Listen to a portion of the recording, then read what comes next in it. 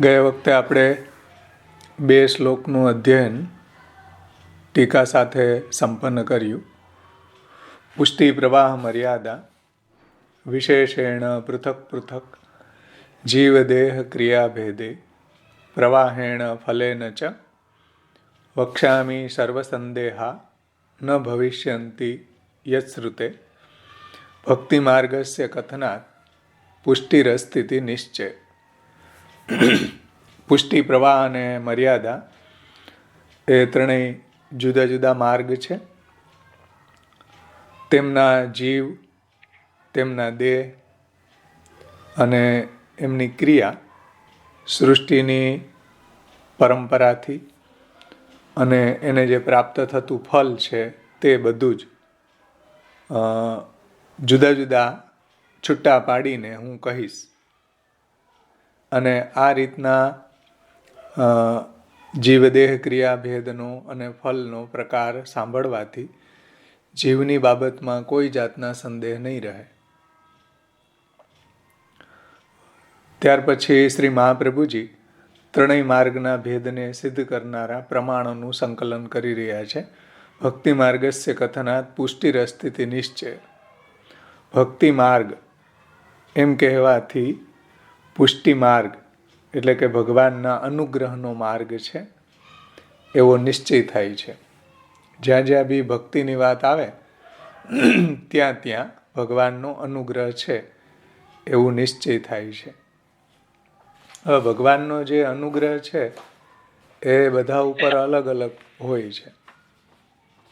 ભગવાનના અનુગ્રહના પણ પ્રકાર હોય છે.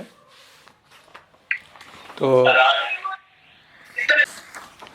ભગવાનના અનુગ્રહના પણ ઘણા બધા પ્રકાર હોય છે.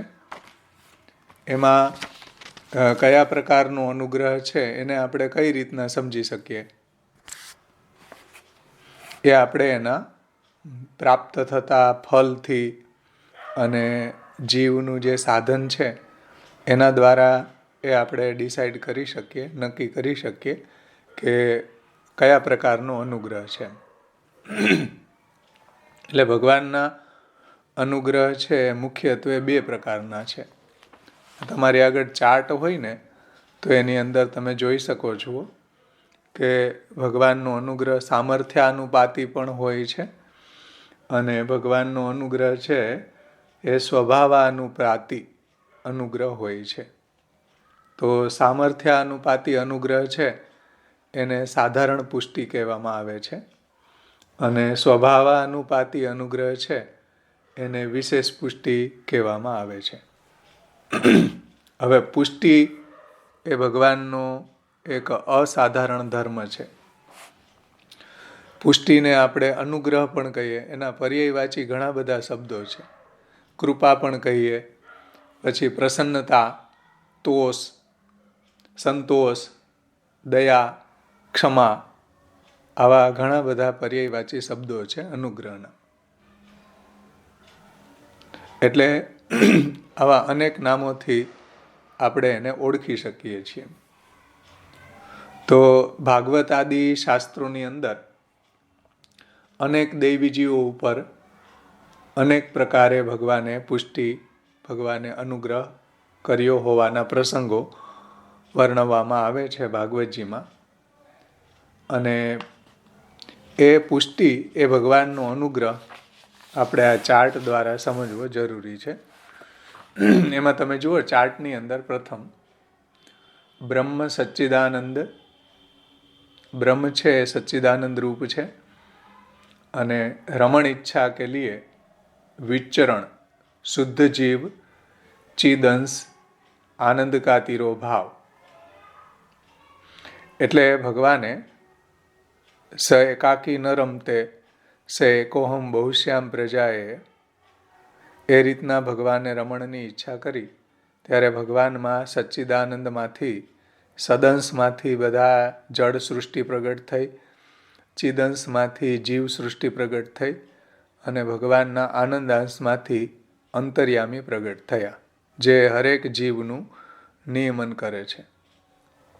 તો શુદ્ધ જીવ છે એ ચિદંશ ભગવાનનો ચિદંશ છે અને જ્યારે એમાંથી ભગવાનનો આનંદાંશ તિરોભાવ થાય છે ત્યારે એને જીવ શબ્દથી ઓળખવામાં આવે છે. તો જીવ કા વરણ, એમાં જુઓ દૈવી જીવ અને આસુરી જીવ. દો ભૂત સર્ગા વિત્યુક્તે. તો દૈવી સંપદ વિમોક્ષાય નિબંધાય આસુરી મતા. તો ભગવાન દેવી અને આસુરી એવી રીતના વર્ણ કરે છે. 2 પ્રકારનું વર્ણ છે. એમાં દૈવી જીવો અંતર્ગત તમે ચાર્ટમાં જોઈ શકો છો કે સ્વરૂપ દ્વારા અને નામ દ્વારા. દૈવી જીવની નીચે તમે જુઓ કે ભગવાન જે અનુગ્રહ કરે છે એમાં એ સ્વરૂપ દ્વારા અને નામ દ્વારા. એમાં સ્વરૂપ દ્વારા જે ભગવાનનો અનુગ્રહ છે એની અંદર પણ 2 વિભાગ છે. એક સ્વભાવાનુપાતી અનુગ્રહ અને એક ભગવાનનો સામર્થ્યાનુપાતી અનુગ્રહ. સ્વભાવાનુપાતી અનુગ્રહ છે પુષ્ટિમાર્ગી કેવલ ભગવત સ્વરૂપ આકાંક્ષા શુદ્ધ પુષ્ટિ ભક્ત, ઉદાહરણતયા વ્રજ ભક્તો. અને જ્યાં સ્વભાવાનુપાતી અનુગ્રહ છે એને ભજનાનંદની પ્રાપ્તિ થાય છે. એ પુષ્ટિમાર્ગી જીવ વિષયક અનુગ્રહ છે. અને સામર્થ્યાનુપાતી અનુગ્રહ જે ભગવાનનો છે એ મર્યાદા માર્ગી જીવ વિષયક અનુગ્રહ છે. અને સ્વભાવાનુપાતી અનુગ્રહ છે એવા જે પુષ્ટિજીવો છે કે શુદ્ધ પુષ્ટિજીવો છે એને ભગવાનના સ્વરૂપાનંદની અને ભજનાનંદની પ્રાપ્તિ થાય છે. અને જેની ઉપર ભગવાનનો સામર્થ્યાનુપાતી અનુગ્રહ છે એને મોક્ષ એવા પારલૌકિક ફલની પૂર્તિ થાય છે. એટલે મોક્ષ વગેરે જે છે એની કામનાની પૂર્તિ થાય છે. સમજમાં આવ્યું ને વાત? હવે સ્વભાવાનુપાતી જે ભગવાનનો અનુગ્રહ છે એની અંદર જે અધિકારીઓ છે વ્રજ ભક્તો છે. ઉદાહરણ તયા સામર્થ્યાનુપાતી અનુગ્રહ છે એના પણ અવાંતર ઘણા પ્રકારો છે જે ચાર્ટની અંદર સમજાવ્યા છે.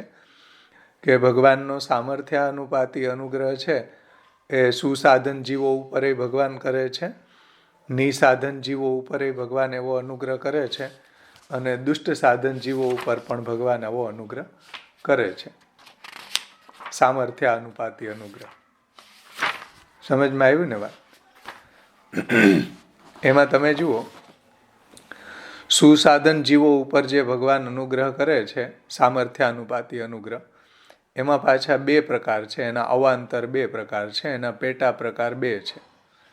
એક સાધના અધિક ફલપ્રદ અનુગ્રહ અને એક છે સાધના અનુકૂલ ફલપ્રદ અનુગ્રહ. સમજમાં આવે ને? જો ચાર્ટ તમારી સામે હશે ને તો જ આ વાત સમજમાં આવશે. જે ભગવાનનો સામર્થ્યાનુપાતી અનુગ્રહ છે એમાં સુસાધન જીવો ઉપર ભગવાન જે અનુગ્રહ કરે છે એમાં 2 પ્રકાર છે. સાધના અનુકૂલ ફલપ્રદ અનુગ્રહ અને સાધના અધિક ફલપ્રદ અનુગ્રહ. તો સાધના અધિક ફલપ્રદ અનુગ્રહ જે છે એની અંદર ઉદાહરણ તયા સુદામાના પત્ની. અને સાધના અનુકૂલ ફલપ્રદ અનુગ્રહ જે છે એના અધિકારી ધ્રુવજી, પછી મુચકુંદ રાજા. એમાં ભગવાનનું અકર્તૃમ સામર્થ્ય પ્રગટ થાય છે. સમજમાં આવે છે ને વાત? હજી નહીંતર આપણે થોડું ડિટેલ્સથી એને સમજવું હોય તો એ રીતના આપણે સમજી શકીએ કે સાધના અનુકૂલ ફલપ્રદ અનુગ્રહ એટલે શું? કે ક્યારેક ભગવાન જીવોને એમના સાધનથી ભગવાન સંતુષ્ટ થઈને જેવું એને સાધન કર્યું હોય એટલું જ એને ફલ પ્રદાન કરે ભગવાન. એ સાધના અનુકૂલ ફલપ્રદ અનુગ્રહ કહેવાય છે. દાખલા તરીકે ધ્રુવજી છે. તો ધ્રુવજી છે એને એની જે સાવકી માતાના કટુ વચનો સાંભળી અને એને જે રાજ્યપદની કામના હતી એ દૃષ્ટિથી એ તપ કરવા માટે જાય છે.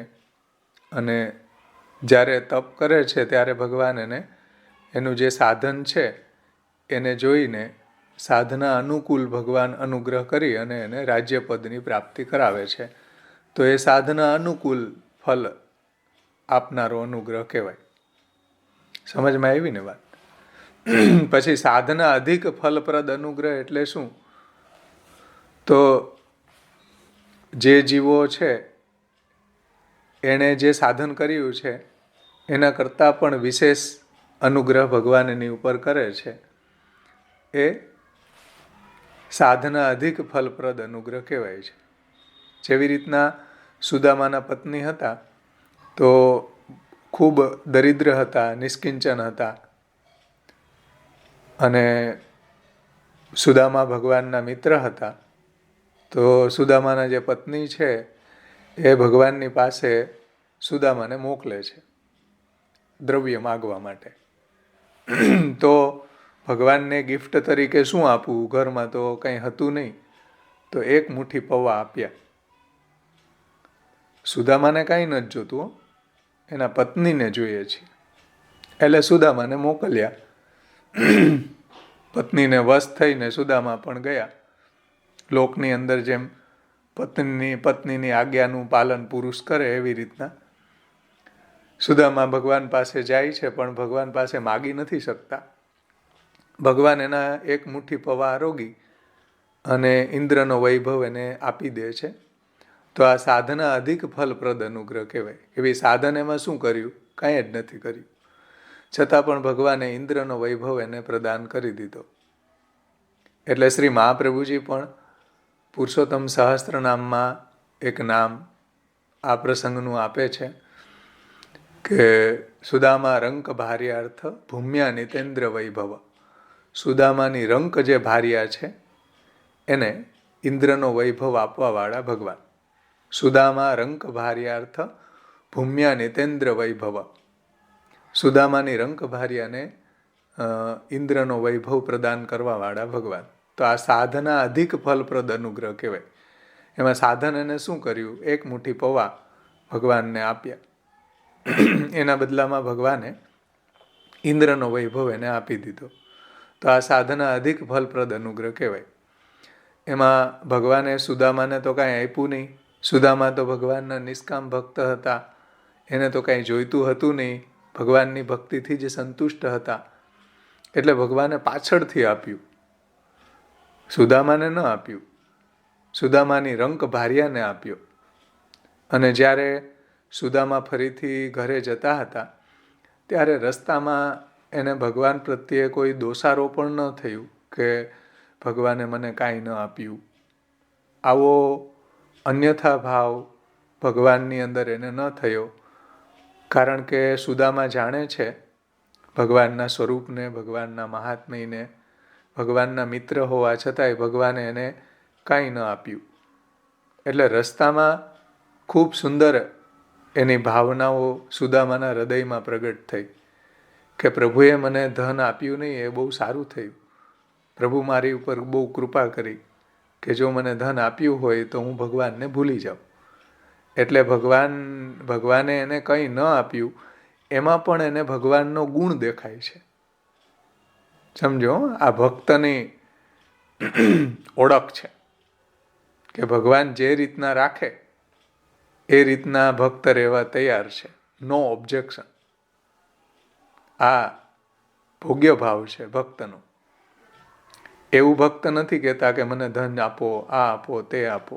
એ પુષ્ટિ ભક્ત જ નથી.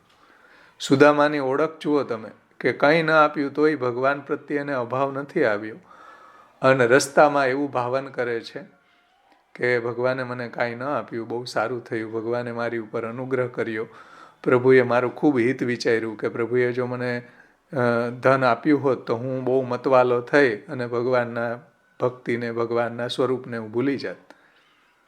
એટલે આવું કંઈ હૃદયની અંદર ભગવાને ન આપ્યું તો એનું એને કંઈ રંજ નથી, કંઈ વસવસો નથી. આ ભક્તની ઓળખ છે. હવે એની પત્નીને જોતું હતું તો એની પત્નીને ઇન્દ્રનો વૈભવ ભગવાને આપી દીધો. સુદામા રંક ભાર્યાર્થ ભૂમ્યા નિતેન્દ્ર વૈભવ. તો આ સાધના અધિક ફલપ્રદ અનુગ્રહ સુદામાના પત્ની ઉપર ભગવાને કર્યું. સમજમાં આવી ને વાત? સાધના અનુકૂળ ફલપ્રદ અનુગ્રહ, સાધના અધિક ફલપ્રદ અનુગ્રહ. એ ચાર્ટ જો સામે હશે તો એમાં આ વાતને સમજાવી છે કે શું સાધન જીવો ઉપર ભગવાન પોતાનો આ રીતનો સામર્થ્યાનુપાતી અનુગ્રહ કરે છે. સમજમાં આવી? ભાવેશભાઈ, હા હા હા બોલો. પૂછી શકું? હા શ્યોર. તો જેમાં ઓલામાં આપણે ધ્રુવજી અને મુચકુંદ રાજામાં સામર્થ્યની જે વાત કરી છે અકર્તુમ, હા હા તો આ સુદામાના પત્નીના કેસમાં કઈ એવું અન્યથા કરતું કે એવું કઈ કહી શકાય કે શું?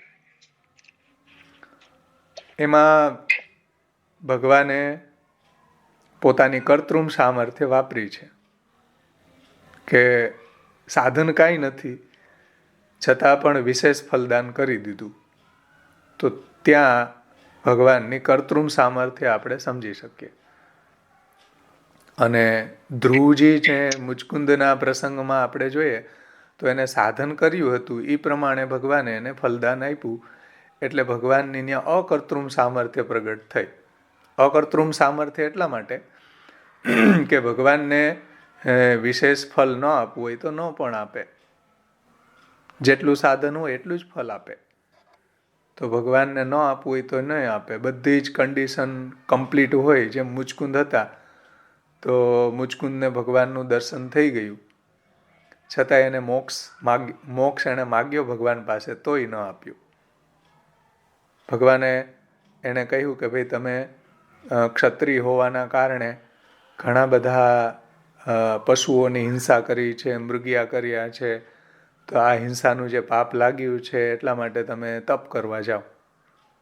તમને આ જન્મમાં મુક્તિ નહીં મળે, આવતા જન્મમાં તમે બ્રાહ્મણ યોનિમાં જન્મ થશે ત્યારે તમને મુક્તિ મળશે. તો ભગવાને શાસ્ત્રની ડિસિપ્લિનને ફોલો કરી કે ભાઈ બ્રાહ્મણ જન્મ વગર મુક્તિ ન પ્રાપ્ત થાય એમ. એટલે ભગવાને પોતાનું અકર્તૃમ સામર્થ્ય વાપર્યું. એટલે કે ભગવાને અત્યારે એને ફલદાન ન કર્યું એમ. જેટલું એનું સાધન હતું, ધ્રુવજીનું જેટલું સાધન હતું એટલું ફલ ભગવાને એને આપી દીધું. એટલે ત્યાં નીચે અકર્તૃમ સામર્થ્ય લખ્યું છે. અકર્તૃમ સામર્થ્ય એટલે ભગવાનનું ન કરવાનું પણ સામર્થ્ય છે. ભગવાનનું કરવાનું સામર્થ્ય છે, ભગવાનનું ન કરવાનું પણ સામર્થ્ય છે, અને ભગવાનનું અન્યથા કરવાનું પણ સામર્થ્ય છે. કર્તૃમ અકર્તૃમ અન્યથા કર્તૃમ સર્વતંત્ર સ્વતંત્ર ભગવાન છે. તો ભગવાન ચાહે તો બધી કન્ડિશન કમ્પ્લીટ હોવા છતાંય ભગવાન ફલ ન આપે. જેમ તમે એક સેકન્ડ એમ તમે પીએચડી કરી લીધું હોય છતાંય તમને તો પીએચડી કરી લીધું હોય, બધી જ ડિગ્રી કમ્પ્લીટ હોય છતાંય જોબ ન મળે. એવી રીતના મુચકુંદે કેટલા વર્ષોથી, કેટલા યુગોથી, વર્ષોથી પણ નહીં, યુગોથી ભગવાનની રાહ જોતા હતા. કારણ કે મુચકુંદ રાજા છે બહુ બળવાન હતા, ધાર્મિક રાજા હતા. અને જ્યારે અસુરોએ દેવો ઉપર ચડાઈ કરી ત્યારે દેવો છે એનો પક્ષ હારી જવાની તૈયારીમાં હતો. ત્યારે બધા દેવોએ મુચકુંદને કહ્યું કે ભાઈ તમે લડવા માટે આવો. અને મુચકુંદ રાજા જ્યારે લડવા માટે જાય છે અને અસુરોની હાર થાય છે અને દેવોની જીત થાય છે ત્યારે દેવો બધા મુચકુંદ રાજા ઉપર પ્રસન્ન થઈને કહે છે કે તમે કંઈક માગો. તો મુચકુંદ રાજાએ મોક્ષ માગ્યો. તો દેવતાઓએ કહ્યું, ઇન્દ્ર વગેરે, કે ભાઈ મોક્ષ આપવાનું સામર્થ્ય અમારું નથી. મોક્ષ તો તમને ભગવાન જ આપી શકે. મુકુંદમ મોક્ષમ દદાતી. મોક્ષ તો મુકુંદ આપી શકે, ભગવાન આપી શકે. અમે તમને એવું વરદાન આપીએ કે ભગવાન દ્વાપરના એન્ડમાં પ્રગટ થશે ત્યારે તમને મોક્ષ આપશે. એટલે અમે તમને એવી ઊંઘ આપીએ. એટલે મુચકુંદની જે ગુફા છે વ્રજની અંદર, મથુરાની બાજુમાં, ત્યાં એ કેટલા વર્ષોથી યુગોથી ત્યાં એને ઊંઘ આપી, એટલે દ્વાપરનો એન્ડ આવ્યો ત્યારે ભગવાન જ્યારે પ્રગટ થયા અને કાલ યવન લડવા માટે આવ્યો ત્યારે ભગવાન રણ છોડીને પધાર્યા મુચકુંદની ગુફામાં. તો ભગવાને મુચકુંદની જે દેવતાઓનું વાક્યને સત્ય કરવું હતું અને કાલ યવનને મારવો હતો, એટલે મુચકુંદને પાછું એવું વરદાન પણ હતું કે જે કોઈ તમને જગાડશે એ તમારી સામે જે હશે એ બળીને ભસ્મ થઈ જશે. એટલે મુચકુંદ રાજા ગુફાની અંદર સૂઈ ગયા અને ભગવાન જ્યારે ત્યાં પધાર્યા અને કાલ યવન એનો પીછો કરીને એની ગુફાની અંદર ગયો, ભગવાને પોતાનું પિતાંબર મુચકુંદને ઓઢાડી દીધું અને પોતે સંતાઈ ગયા. ત્યારે મુચકુંદને જગાડવા માટે કાલ યવને પોતાનો પગનો પ્રહાર મુચકુંદ ઉપર કરે છે. મુચકુંદજી જાગે છે અને એની જે દૃષ્ટિથી કાલ યવન બળીને ભસ્મ થઈ જાય છે. પછી ભગવાન મુચકુંદને દર્શન આપે છે. મુચકુંદ પણ ખૂબ સુંદર ભગવાનની સ્તુતિ કરે છે. ત્યારે મુચકુંદજી મોક્ષ માગે છે તો પણ ભગવાન એને મોક્ષ આપતા નથી. આ ભગવાનનું અકર્તૃમ સામર્થ્ય છે કે બધી જ ક્વોલિફિકેશન કમ્પ્લીટ હોવા છતાંય ભગવાને મોક્ષ ના આપ્યો મુચકુંદને, તો ભગવાનનું કર્તૃમ સામર્થ્ય પ્રગટ થયું કે ભગવાન ચાહે તો ફલ ન પણ આપે. મોટા મોટા ઋષિમુનિઓ છે, હજારો વર્ષની તપશ્ચર્યા કરે છે, છતાંય ભગવાન એને ફળ ન આપે. ન આપવું હોય તો ન આપે. આ ભગવાનનું અકર્તૃમ સામર્થ્ય છે. એટલે ગયા વખતે સર્વોત્તમ સ્તોત્રમાં જે ધવલભાઈએ સમજાવ્યું કે ભાઈ સાધના અભિમાન ન કરવું જોઈએ. સાધના અભિમાનથી જ્યારે તમે ભગવાનને મેળવવાની ઈચ્છા રાખશો ત્યારે ભગવાન આવો કંઈક સામર્થ્ય અનુપાતી અનુગ્રહ કરી દેશે. ભગવાન પોતાનું અકર્તૃમ સામર્થ્ય પ્રગટ કરી દેશે. તો ધ્રુવ અને મુચકુંદ જે છે એની ઉપર પ્રભુનો સાધના અનુકૂળ ફલપ્રદ અનુગ્રહ છે. એમાં ભગવાનનું અકર્તૃમ સામર્થ્ય છે. અને સાધના અધિક ફલપ્રદ અનુગ્રહ જે છે એમાં નીચે લખ્યું નથી, પણ ભગવાન પોતાનું કર્તૃમ સામર્થ્ય પ્રગટ કરીને પણ એના જે સાધન છે એની કમ્પેરિઝનમાં એને વધારે ફલ પ્રદાન કરે છે. તો એ ભગવાનનો સાધન અધિક ફલપ્રદ અનુગ્રહ છે. સમજમાં આવ્યું ને? એટલે કર્તૃમ સામર્થ્ય. હા, એવું આપણે સમજી શકીએ એમ. એટલે કાંઈ સાધન ન હોય તોય ભગવાન પોતાનું સામર્થ્ય એવું પ્રગટ કરે ને એને ફલ વધારે આપી દે, તો એ કર્તૃમ સામર્થ્ય છે ભગવાનનું. સમજમાં આવ્યું ને? જેમ ગોપીજનો હતા, આપણે આને અત્યારે આ વાત નથી કરતા, સામર્થ્ય અનુપાતી અનુગ્રહની વાત નથી કરતા. સ્વભાવાનુપાતી અનુગ્રહનો વિચાર કરીએ તો ત્યાં જે નિસાધન હતા ગોપીજનો, એને ભગવાને ફલ આપી દીધું. જે અહન્યાપૃતમ નિશિશયાનમ અતિશ્રમેણ લોકમ વિકુંઠમ ઉપનેશ્યતિ ગોકુલમ સ્મ, કે દિવસે કામમાં વ્યસ્ત અને રાત્રે ઘસઘસાટ નિંદ્રાની અંદર ઊંઘતા એવા વ્રજવાસીઓ જે સાવ નિસાધન હતા એને વૈકુંઠનું દર્શન ભગવાન કરાવશે. તો આ જે ભગવાનની સામર્થ્ય કયા પ્રકારનું ત્યાં પ્રગટ થયું? કર્તૃમ સામર્થ્ય. કાંઈ પણ ક્વોલિફિકેશન ન હોય છતાં પણ એને સર્વોત્કૃષ્ટ ફલ આપી દે, તો ત્યાં ભગવાનનું કર્તૃમ સામર્થ્ય પ્રગટ થાય કે આ ભગવાનનું કર્તૃમ સામર્થ્ય છે. સમજમાં આવી ને વાત? હા, બરાબર. ચલો હવે પૂછો કંચનબેન. વિદુરજી અંતરંગ સખાતા તો પણ ભગવાને એને કયું સામર્થ્ય કરતું કે કરતું ખ્યાલ નથી આવતો. કોણ? વિદુરજી. વિદુરજીનો પ્રસંગ અહીંયા ક્યાં છે? નહીં, એટલે એ સખા કયા કહેવાય? અંતરંગ સખા હતા ને તો પણ એમને બદ્રીનારાયણ મોકલી દેતા હતા ને. ઉદ્ધવજીને મોકલ્યા હતા, વિદુરજીને ક્યાં મોકલ્યા? સોરી, ઉદ્ધવજી નામ ભૂલી ગઈ. હા, ઉદ્ધવજીને બદ્રિકાશ્રમ મોકલી દીધા ભગવાને. તો તમારો પ્રશ્ન શું છે? સામર્થ કયું કહેવાય? એમ કરતું કે અકર્તું? ત્યાં ભગવાનનું કર્તૃમ સામર્થ્ય પ્રગટ થયું જી જી હા કે ભગવાન ચાહે તો ઉદ્ધવજીને સાથે ન લઈ જાય, કારણ કે ઉદ્ધવજીની જે ઈચ્છા હતી ભગવાનની સાથે જવાની હતી. ભગવાને કીધું કે નહીં. ભગવાન સ્વધામ પધારતા હતા ત્યારે ઉદ્ધવજીની જે ઈચ્છા હતી ભગવાનની સાથે જવાની હતી, તો ભગવાને ના પાડી કે નહીં, તમે બદ્રિકાશ્રમ જાઓ, ત્યાં મારું ભજન કરજો અને મારી પ્રાપ્તિ તમને થશે. તો એ ભગવાનનું કર્તૃમ સામર્થ્ય છે. ચલો, બીજા કોઈને કઈ પ્રશ્ન છે? ભાવેશભાઈ, હા, આજે આપણે પુષ્ટિ પ્રમેય રત્ન આવરણ ગ્રંથના પુષ્ટિ વિવેકનો જે સારણી છે એને બી આવી જ રીતે લેવાની છે ને? હા, બરાબર. અને જે આમાં આપણે જે સુદામાનું ઉદાહરણ લીધું, તો જેને એને સાધનાથી કે ફલ પ્રસાદ ના લીધો, તો એને પછી કૃપા એટલે પ્રસાદ ના લેવાશે ને? અને આ બાજુ ધ્રુવજીનું જે ઉદાહરણ લીધું તે સંતોષ, એટલે તો સંતોષમાં લેવાશે. હા, રાઈટ. એવી રીતે લેવાશે ને? બરાબર છે ને?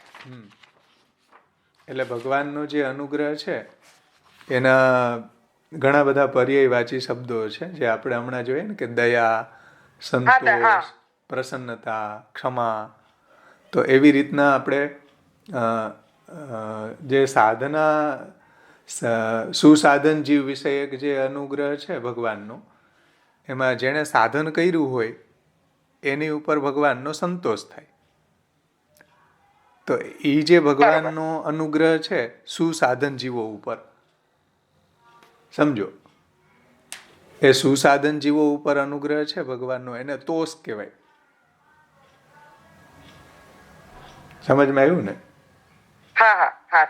અને એને તોષ કહેવાય. અને જે સુદામાના પત્ની ઉપર જે ભગવાનનો અનુગ્રહ છે એને આપણે પ્રસાદ કહી શકીએ.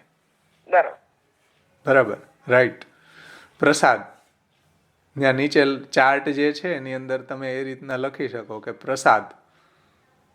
પ્રસાદ એટલે ઓલો ખાવાનો પ્રસાદ નહીં હો ભાઈ, ભગવાનના અનુગ્રહનો પર્યાયવાચી શબ્દ પ્રસાદ છે. હા, ભાવેશભાઈ, એટલે કર્તુમ અકર્તુમ અન્યથા કર્તુમ છે, તો અન્યથા કર્તુમમાં આપણે વ્રજ ભક્તોને લીધા. અરે ભાઈ, અન્યથા કર્તુમમાં નહીં, તો લખવામાં ભૂલ કર્તુમ છે સામર્થ્યમાં લીધા. તમે થોડુંક સાંભળો વ્યવસ્થિત. હા, એટલે લખવામાં ભૂલ થઈ છે એટલે જ પાછું પૂછ્યું કે શું કે. હા, તો એમ પૂછાય, તમે ડાયરેક્ટ ડિસિઝન નેમ આપી દો કે વ્રજ ભક્તોને અન્યથા કર્તુમ સામર્થ્યમાં કરવા માટે કરેક્ટ કરવા માટે તમે પાછું બોલો ને એટલે અમે કરી લઈએ કરેક્ટ. હા, તો વ્રજ ભક્તો છે એ સાવ નિસાધન હતા. અહન્યાપૃતમ નિશિશયાનમ, એ જે શ્લોક ભાગવતજીની અંદર આપેલો છે કે સાવ નિસાધન હતા. એની ઉપર ભગવાને જે અનુગ્રહ કરેલો છે, એને જે ફલદાન કર્યું ભગવાને એની ઉપર જે સ્વભાવાનુપાતી અનુગ્રહ કર્યો છે, ત્યાં ભગવાનનું કર્તૃમ સામર્થ્ય પ્રગટ થાય છે. ભગવાનનું કર્તૃમ સામર્થ્ય. હા, હવે બોલો. જય શ્રી કૃષ્ણ ભાઈ. પ્રમેય રત્ન સંગ્રહમાં છે આખું આ ચાર્ટ. હા, એ ચાર્ટ પ્રમેય રત્ન સંગ્રહમાં આપેલો છે, પણ પુષ્ટિ પ્રવાહ મર્યાદા ભેદ ગ્રંથનો જે ચાર્ટ છે એનાથી અલગ છે થોડો. અનુગ્રહનો જે ટોપિક છે એટલો સેમ છે, પણ જે દૈવી જીવોનો આખો પ્રકાર બતાવો છે અહીંયા પુષ્ટિ પ્રવાહ મર્યાદા ભેદ ગ્રંથમાં, એ ત્યાં નથી. એ આમાં આપ્યો છે. હા, એ બધું ત્યાં આપેલું છે. એ બધું ત્યાં આપેલું છે કે સાધના અનુકૂળ ફલપ્રદ અનુગ્રહ છે ત્યાં ભગવાનનો તોષ છે, અને જ્યાં સાધના અધિક ફલપ્રદ અનુગ્રહ છે ત્યાં ભગવાનનો પ્રસાદ છે. સમજમાં આવી ને વાત?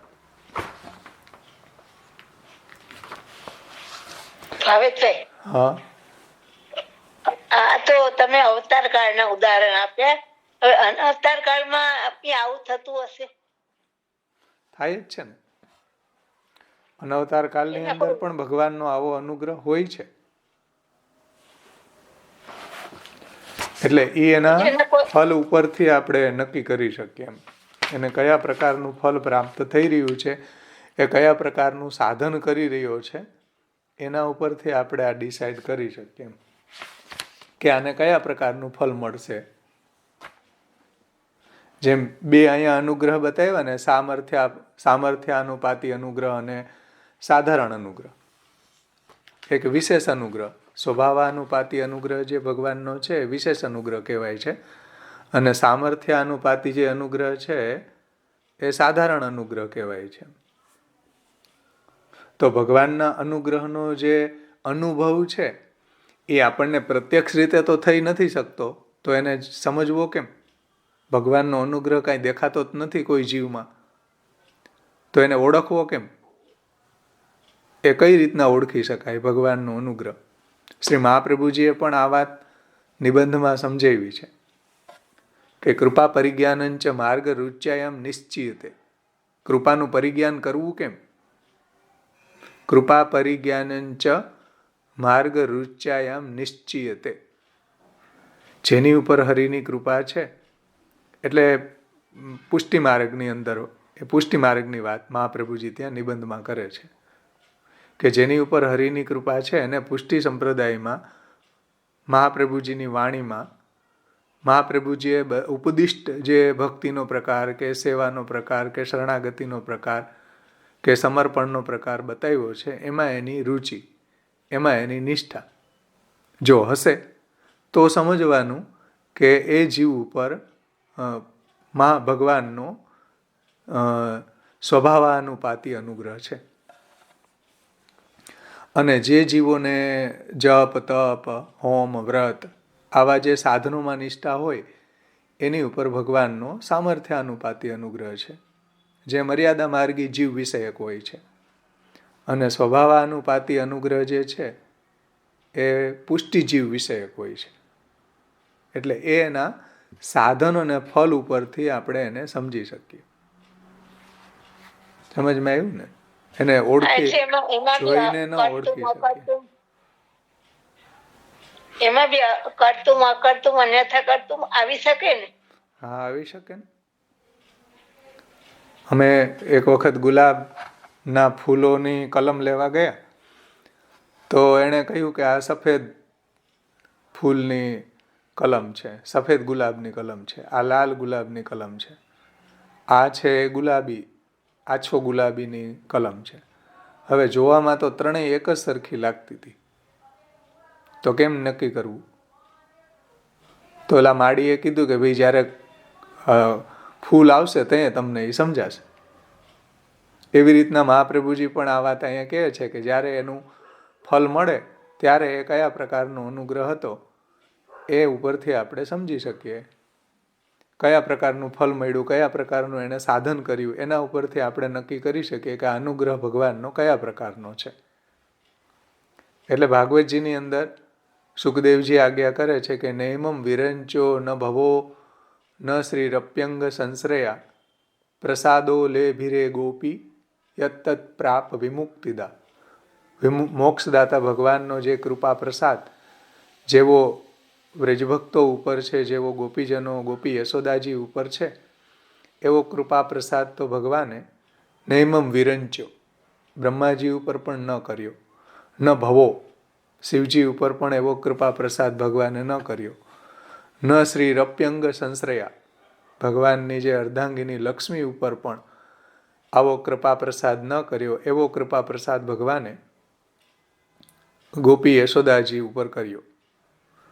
તો જુઓ, એના ફલ, એનો અધિકાર, એનું સાધન, આ બધા ઉપરથી આપણે ભગવાનના અનુગ્રહને સમજી શકીએ, ભગવાનના અનુગ્રહને ડિસાઈડ કરી શકીએ. આપણને જો સાધનોમાં બહુ નિષ્ઠા હોય, જપ, તપ, હોમ, વ્રત, અપરસ, મેંડ, મરજાદ, સાધનોમાં પ્રબળ નિષ્ઠા હોય, ભગવાનમાં ન હોય, તો આ કંઈક કૃપા પ્રસાદ ભગવાનનો અલગ પ્રકારનો છે, મર્યાદા માર્ગી છે, એમ સમજવું જોઈએ. જે સર્વોત્તમ સ્તોત્રમાં ધવલભાઈએ સમજાવ્યું હતું. એટલે મર્યાદા માર્ગી જે ભક્તો છે એને ઐહિક અને પારલૌકિક ભોગ કે મોક્ષ વગેરે ફલોની અંદર રુચિ હોય છે, એવું આપણને જોવા મળે છે.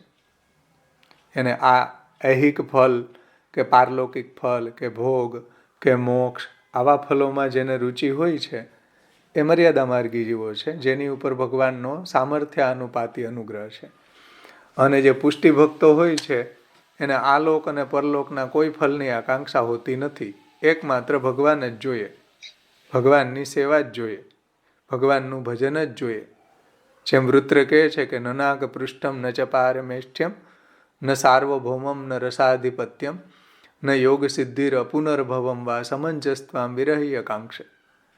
ન સ્વર્ગલોક જોઈએ, ન બ્રહ્માજીનો લોક જોઈએ, ન યોગની સિદ્ધિ જોઈએ, ન ભૂમિનું રાજ્ય જોઈએ, ન પાતાળલોકનું રાજ્ય જોઈએ, ન યોગની સિદ્ધિ કે ન મોક્ષ જોઈએ, કાંઈ ન જોઈએ, મને કૃષ્ણ જ જોઈએ. આ કયો પ્રકારનો અનુગ્રહ છે ભગવાનનો? કયા પ્રકારનો અનુગ્રહ છે આ? પુષ્ટિ, હા, ભગવાનનો હા સ્વભાવાનુપાતી ભગવાનનો અનુગ્રહ છે કે કંઈ ન જોઈએ મને, બસ કૃષ્ણ જ જોઈએ. સમજમાં આવે ને વાત? અજાત પક્ષા ઇવ માતરમ ખગા સ્તન્ય યથા વત્સતરા ક્ષુધાર્તા પ્રિયમ પ્રિયેવ વિશિતમ વિષર્ણા મનોરવિંદાક્ષ દિદ્રક્ષતે ત્વામ. કે મારી આંખો આપને જ નિરખવા માટે તલસી રહી છે.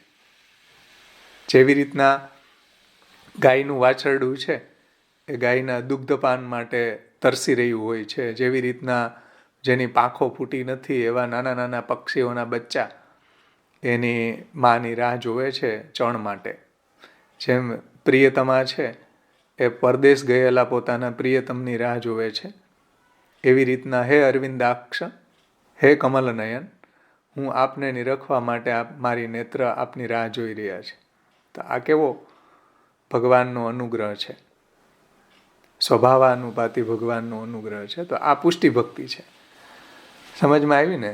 તો એના સાધન અને ફલ ઉપરથી આપણે નક્કી કરી શકીએ કે ભગવાનનો અનુગ્રહ કેવો છે. કંઈ બીજું તો આપણે એનું કોઈ ઓળખ તો છે નહીં.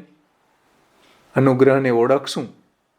એની સાધન અને એનું ફલ, એના ઉપરથી આપણે એને ઓળખી શકીએ કે ભગવાનનો આ કયા પ્રકારનો અનુગ્રહ છે. સ્વભાવાનુપાતી અનુગ્રહ છે કે સામર્થ્યાનુપાતી અનુગ્રહ છે. સમજમાં આવી ને વાત? અનુગ્રહની જ વાત ચાલે છે અને જીવની જ વાત ચાલે છે.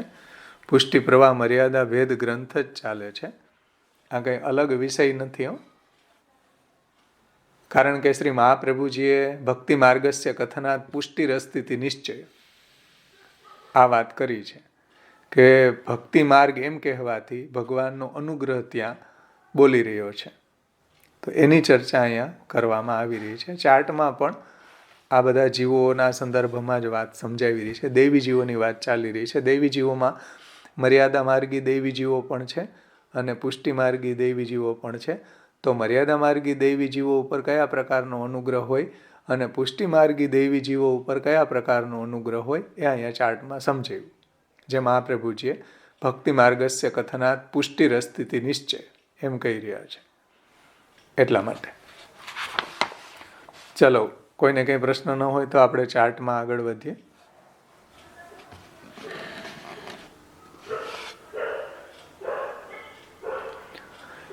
હવે આવે છે નિસાધન જીવો ઉપર જે ભગવાનનો અનુગ્રહ થાય છે એને અહીંયા ચાર્ટની અંદર સમજાવે છે. નિસાધન જીવો ઉપર. તો નિસાધન જીવો એટલે શું? કે જે જીવ છે કોઈ એની યોની એવી ક્ષુદ્ર યોનીમાં એનો જન્મ થયો છે કે એવી કોઈ પાપ યોનીમાં એનો જન્મ થયો છે અને એવું એને કોઈ પ્રકારનું જ્ઞાન નથી. આવા બધા કારણોથી કોઈક જાતની અયોગ્યતા એની અંદર આવી છે સાધન કરવાની, સાધન કરવા માટેની અયોગ્યતા, સાધન એ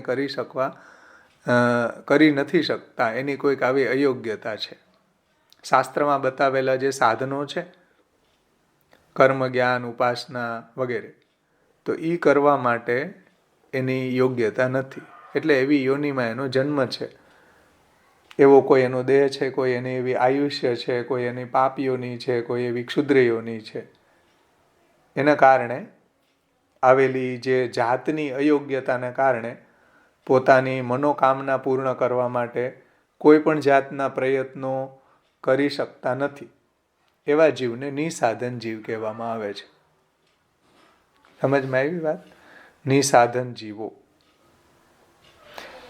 અહીંયા જે નિસાધન જીવોની વાત છે અને આપણા પુષ્ટિ સંપ્રદાયમાં જે નિસાધન જીવોની વાત કરવામાં આવી છે, આ બે વસ્તુ અલગ છે.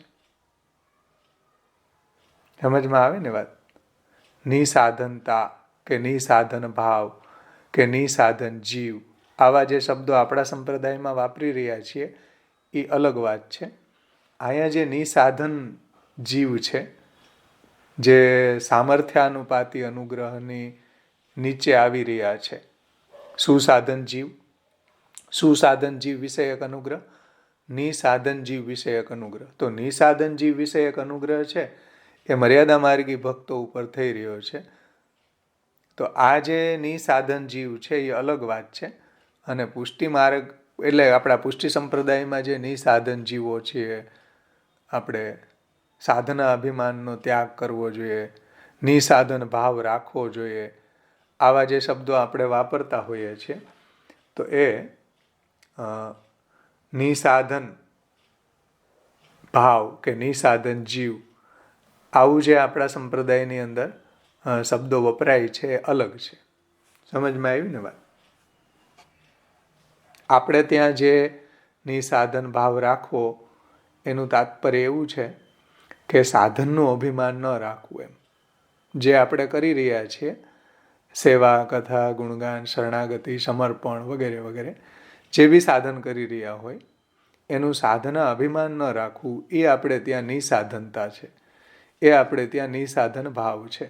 કારણ કે પુરુષોત્તમ છે એ કોઈ સાધનથી પૃષ્ઠ નથી, અસ્પૃષ્ટ છે. જે ગુસાઈજી ભક્તિ અંશમાં સમજાવે છે કે મંત્રો ઉપાસન વૈદિક તાંત્રિક દીક્ષા અર્ચના વિધિભીર અસ્પૃષ્ટો રમતે નિજ ભક્તે શું સમેસ્તુ સર્વસ્વમ. જે પુરુષોત્તમ છે એ આવા કોઈ સાધનોથી પૃષ્ઠ નથી. આપણે સેવા કરતા હોય ને સેવાનું એવું અભિમાન રાખતા હોય કે હું સેવા કરીને ભગવાનને મેળવી લઈશ, તો ભગવાન ન મળે. આપણે જે સેવા કરી રહ્યા છીએ એ ભગવાનના અનુગ્રહનો અવાંતર વ્યાપાર છે. જો આ સમજમાં આવે તો આપણી અંદર એવો નિસાધન ભાવ પ્રગટ થાય કે ભગવાન છે મારા સાધનથી નહીં મળે. હું જે કંઈ બી સેવા, કથા, ગુણગાન, શરણાગતિ, સમર્પણ, ભક્તિ વગેરે કરી રહ્યો છું એ ભગવાનના કૃપાના કારણે, ભગવાનના અનુગ્રહના કારણે કરી રહ્યો છું. જો આવી ભાવના હશે તો આપણને આપણા સાધનનું અભિમાન નહીં આવે. સાધના અભિમાન જો જાગે આપણી અંદર કે આપણે આટલી અપરસ પાડી અને ભગવાનને મેળવી લેશું, તો ગુસાઈજી એમ કે અસ્પૃષ્ટો રમતે નિજ ભક્તે શું સમેસ્તુ સર્વસ્વ. તમારા કોઈ સાધન અભિમાનથી એ પ્રાપ્ત ન થાય. એ કેવી રીતના પ્રાપ્ત થાય? યમે વેશ વૃણુતે તેન લભ્યે તસ્ય સાત્મા વિવૃણુતે તનુસ્વા. એ જેનું વરણ કરે, જેની ઉપર અનુગ્રહ કરે, એને જ પ્રાપ્ત થાય. જે રવિવારે ધવલભાઈએ આ વાત સમજાવી છે, સમજાવી હતી ને? આ જ વાત કે તમે સાધના અભિમાનથી, એનો મતલબ એવો નથી કે સાધન નહીં કરવું. એનું તાત્પર્ય એવું નથી હો ભાઈ કે સેવા નહીં કરવી, કારણ કે સાધનનો ત્યાગ નથી, સાધન અભિમાનનો ત્યાગ છે. જે કંઈ બી આપણે શ્રવણ, કીર્તન, સ્મરણ, નવદા ભક્તિ, સેવા, કથા, ગુણગાન, શરણાગતિ, સમર્પણ ભક્તિ કરતા હોઈએ એ કરતા જ રહેવાનું છે મહાપ્રભુજીની આજ્ઞા પ્રમાણે. સર્વદા સર્વભાવેન ભજનીય વ્રજાધિપ તત્સિદ્ધ્યે તનુ વિત્તજા ગૃહે સ્થિત્વા સ્વધર્મત અવ્યાવ્રતો ભજત કૃષ્ણમ પૂજયા શ્રવણાદિભી. કરતું રહેવાનું મહાપ્રભુજીની આજ્ઞા પ્રમાણે. પણ આપણે જે કંઈ બી કરી રહ્યા છીએ એ ભગવાનના અનુગ્રહના કારણે પ્રગટ થતો અવાંતર વ્યાપાર છે. ભગવાનના અનુગ્રહના કારણે કરી રહ્યા છે. આ વાત જો સમજમાં આવશે તો નિસાધન ભાવ પ્રગટ થશે, તો આપણામાં દૈન્યતા આવશે. દૈન્યમ તત્તોષ કારણમ, જે હરિરાયજી કહે છે કે ભગવાનને પ્રસન્ન કરવાનું સાધન તો દૈન્ય છે. એટલે સાધન અભિમાનથી જ્યારે ભગવાનને મળવાની આપણે ઈચ્છા રાખીએ તો ભગવાન ન મળે. આપણને શું, ગોપીજનોને ન મળ્યા. ગોપીજનોએ જ્યારે સાધન કર્યા ભગવાનને પ્રગટ કરવા માટે, તો બધાય સાધન કરી લીધા કે ભગવાન જ્યારે ગોપી ગીત વખતે અંતર્ધ્યાન થયા, સૌભાગ્ય મદ આવ્યો ત્યારે એણે બધા સાધનો કરી લીધા કે ભગવાનનું ગુણગાન કર્યું, પછી ભગવાનને શોધ્યા, પછી ભગવાનની લીલાઓની ચેષ્ટા કરી, બધું જ સાધન કર્યું. અને છેલ્લે એને આ વાત સમજમાં આવી ભગવાનની કૃપાથી કે આપણા સાધનથી ભગવાન પ્રસન્ન નહીં થાય. ત્યારે રૂરુદુ સુસ્વરમ રાજન કૃષ્ણ દર્શન લાલસા તાસામ આવિર્ભૂત સૌરી સ્મયમાન મુખાંબુજ પિતાંબર ધરસ રગ્વી સાક્ષાત મન્મથ ભગવાન પ્રગટ થયા કે જ્યારે એને અંદર નિસાધન ભાવ આવ્યો કે ભગવાન સાધના અભિમાનથી પ્રગટ નહીં થાય, આ વાત સમજમાં આવી. એટલે શ્રી મહાપ્રભુજી બહુ સુંદર કારિકા ત્યાં સમજાવે છે કે નહીં સાધન સંપત્ત્યા હરિસ્તુષ્યતિ કસ્યચિત ભક્તાનામ દૈન્યમેવેકમ હરિતોષણ સાધનમ. કોઈ સાધના અભિમાનથી ભગવાનને પ્રાપ્ત કરવાની ઈચ્છા કરે તો નહીં સાધન સંપત્ત્યા હરિસ્તુષ્યતિ કસ્યચિત. હરિ જે છે આવા કોઈ સાધનોથી પ્રસન્ન નથી થતા. એનો મતલબ એવો નથી કે સાધન કરવા નહીં. સાધન તો બધા જ મહાપ્રભુજીએ આજ્ઞા કરી એ પ્રમાણે બધું જ કરવું. બધું જ સાધના પ્રણાલી જે મહાપ્રભુજીએ ષોડશ ગ્રંથમાં સમજાવી એ બધી જ કરવી. પણ સાધનનું ખોટું અભિમાન નહીં કરવું કે હું મારા આટલા મનોરથથી આટલા ડબ્બાનો મનોરથ કરી અને ભગવાનને પ્રસન્ન કરી લઉં કે ભગવાનની પ્રાપ્તિ કરી લઉં. તમે કરોડ ડબ્બાનો મનોરથ કરો ને તોય ન મળે, કારણ કે તમે સાધન અભિમાનથી ભગવાનને શોધી રહ્યા છો. તો ગોપીજનોને ન મળ્યા તો આપણને કેવી રીતના મળે? એટલે મહાપ્રભુજી કહે છે કે નહીં સાધન સંપત્ત્યા હરિસ્તુષ્યતિ કસ્યચિત ભક્તાનામ દૈન્યમેવેકમ હરિતોષણ સાધનમ. ભક્તોનું દૈન્ય, ભક્તોનો આવો નિસાધન ભાવ એ જ ભગવાનને પ્રસન્ન કરવાનું સાધન છે. એટલે પુષ્ટિ સંપ્રદાયની અંદર પહેલું પગથિયું છે સાધન અભિમાનનો ત્યાગ. સાધનનો ત્યાગ નહીં હો ભાઈ. ઘણા લોકો કહેતા હોય કે પુષ્ટિ માર્ગ એટલે શું, કાંઈ સાધન કરવાનું જ નહીં. એવી વાત નથી હો મહાપ્રભુજી કહેતા. સાધન તો મર્યાદા માર્ગ કરતાંય વધારે બતાવ્યા આપણે ત્યાં. આટલી મર્યાદાઓ મહાપ્રભુજીએ ષોડશ ગ્રંથમાં સર્વનિર્ણયમાં સમજાવી જે મર્યાદા માર્ગની અંદર નહીં હોય. પણ એ પુષ્ટ સાંપ્રદાયિક મર્યાદાઓ છે. મહાપ્રભુજીએ આપણને સકલ શાસ્ત્રોના સાર રૂપે જે ષોડશ ગ્રંથ અને નિબંધ સમજાવ્યા છે એમાં જે મર્યાદાઓ બતાવી છે, હમણાં જ આપણે સિદ્ધાંત રહસ્યમાં જોયું કે ઇતિ સ્થિતિ અસમર્પિત વસ્તુનામ તસ્માદ વર્જનમ આચરેત નિવેદિભિ સમર્પિવમ સર્વમ કુર્યાદિતિ સ્થિતિ. એવું ને, સર્વમ કુર્યાદિતિ સ્થિતિ આ પુષ્ટિ સંપ્રદાયની મર્યાદા છે. એ મર્યાદાની એ ક્રાઇટેરિયામાં તમે રહ્યો, આ ક્રાઇટેરિયામાં આપણે રહીએ તો આપણે પુષ્ટિ સંપ્રદાય કહેવાય, મહાપ્રભુજીના સંપ્રદાયના કહેવાય. જો મહાપ્રભુજીની આજ્ઞાનું પાલન કરતા હોઈએ તો. મહાપ્રભુજીની આજ્ઞાનું પાલન જ ન કરતા હોઈએ તો પછી આપણે પુષ્ટિ સંપ્રદાયના પુષ્ટિ ભક્તિ માર્ગી ન કહેવાય. પછી આપણે કોઈ બીજા માર્ગના હશું, મર્યાદા માર્ગના હશું, પ્રવાહ માર્ગમાં હશું, પણ પુષ્ટિ સંપ્રદાયની અંદર તો મહાપ્રભુજીની ડિસિપ્લિનને, મહાપ્રભુજીની આજ્ઞાને જો ફોલો કરતા હોય તો જ આપણે પુષ્ટિ માર્ગી છીએ. સમજમાં આવી ને વાત? એટલે આપણા સંપ્રદાયમાં જે નિસાધન જીવ કે નિસાધન ભાવ આવા જે શબ્દો વપરાય છે એ અલગ વાત છે. ભાવેશભાઈ, હા બોલો. નિસાધન જનોદ્ધાર કરણ પ્રકટીકૃત ઈ કયો ને ભાવેશભાઈ? હા, જો એ જ વાત મહાપ્રભુજીએ ત્યાં સમજાવી છે. નિસાધન જનોદ્ધાર કરણયો પ્રકટીકૃત ગોકુલેશ સ્વરૂપ શ્રી વલ્લભ શરણમ મમ. નિસાધન જનોદ્ધાર શ્રી વલ્લભ શરણાષ્ટકમાં હરિરાયજી કહે કે નિસાધન જનોદ્ધાર, નિસાધન જીવો જે છે એનો ઉદ્ધાર કરવા માટે પ્રગટ થયા છે મહાપ્રભુજી. નિસાધન જનોદ્ધાર, તો નિસાધન જનો જે છે દૈવી જીવો એનો ઉદ્ધાર કરવા માટે પ્રગટ થયા છે. તો માનો કે દૈવી જીવની અંતર્ગત, પુષ્ટિ દૈવી જીવોની અંતર્ગત કોઈ બ્રાહ્મણ હોય અને કોઈ ક્ષત્રિય હોય અને એ વર્ણાશ્રમ ધર્મનું પાલન કરતા હોય, પણ એવું એ માને કે હું આ વર્ણાશ્રમ ધર્મનું પાલન કરીને ભગવાનને પ્રાપ્ત કરી લે, તો એ સુસાધન જીવ કહેવાય. એ પુષ્ટિ સંપ્રદાયમાં નિસાધનતા ન આવી. પુષ્ટિ સંપ્રદાય અનુરૂપ જે નિસાધનતા આવવી જોઈએ કે મારા જે કંઈ બી સાધનો છે એ હું મારા સામર્થ્યથી નથી કરતો. હું જે કંઈ બી સેવા કરું છું, જે કંઈ બી સત્સંગ કરું છું, જે કંઈ બી શ્રવણ કીર્તન આદિ કરું છું, તો આ બધું ભગવાનના અનુગ્રહના કારણે કરી રહ્યો છું, નહીં કે હું મારા સાધનના સામર્થ્યથી. આ નિસાધન જનોદ્ધાર. સમજમાં આવ્યું ને વાત? એટલા માટે અહીંયા જે ચાર્ટની અંદર જે નિસાધન જીવ વિષયક અનુગ્રહ છે એ નિસાધન જીવો અલગ છે, અને પુષ્ટિ માર્ગની અંદર જે નિસાધનતાની વાત છે કે નિસાધન ભાવની વાત છે એ અલગ છે. આને તમે વોચપોચ નહીં કરતા, આને મિક્સ નહીં કરી દેતા.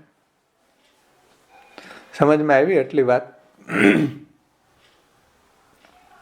કારણ કે આ સામર્થ્ય અનુપાતી અનુગ્રહના બ્રેકેટમાં આવી રહ્યું છે. જો નિસાધન જીવ, તો નિસાધન જીવ આવ્યું એટલે કોઈને એમ લાગે કે ઓહો પુષ્ટિ માર્ગી જીવની વાત છે, મર્યાદા માર્ગી જીવની વાત છે. પુષ્ટિ માર્ગી જીવની વાત નથી. આટલું બધાને ક્લિયર થઈ આ વાત કે ન થઈ? ક્લિયર, સરસ થઈ. સરસ, ધન્યવાદ. હવે જુઓ, એના એક્ઝામ્પલની પણ ચર્ચા કરી લઈએ. હા શ્યોર. નીચે આપ્યું છે નિસાધન જીવ છે એની અંદર જુઓ ભગવાનનું કર્તૃમ સામર્થ્ય પ્રગટ થાય છે. કારણ કે નિસાધન જીવ કાંઈ કરી શકવા માટે સમર્થ નથી. કોઈ ક્ષુદ્ર યોની છે, કોઈ શાસ્ત્રી સાધનો કરવા માટે કેપેબલ નથી. તો આવા જે જીવો છે એની ઉપર પ્રભુ પોતાનું કર્તૃમ સામર્થ્ય પ્રગટ કરીને દયા, એની ઉપર પ્રભુ જે કૃપા કરે, અનુગ્રહ કરે એને દયા કહેવાય. જેમ સુસાધન જીવોમાં આપણે જોયું હતું ને પ્રસાદ અને તોષ, એમ ભગવાન નિસાધન જીવ ઉપર અનુગ્રહ કરે એને શું કહેવાય?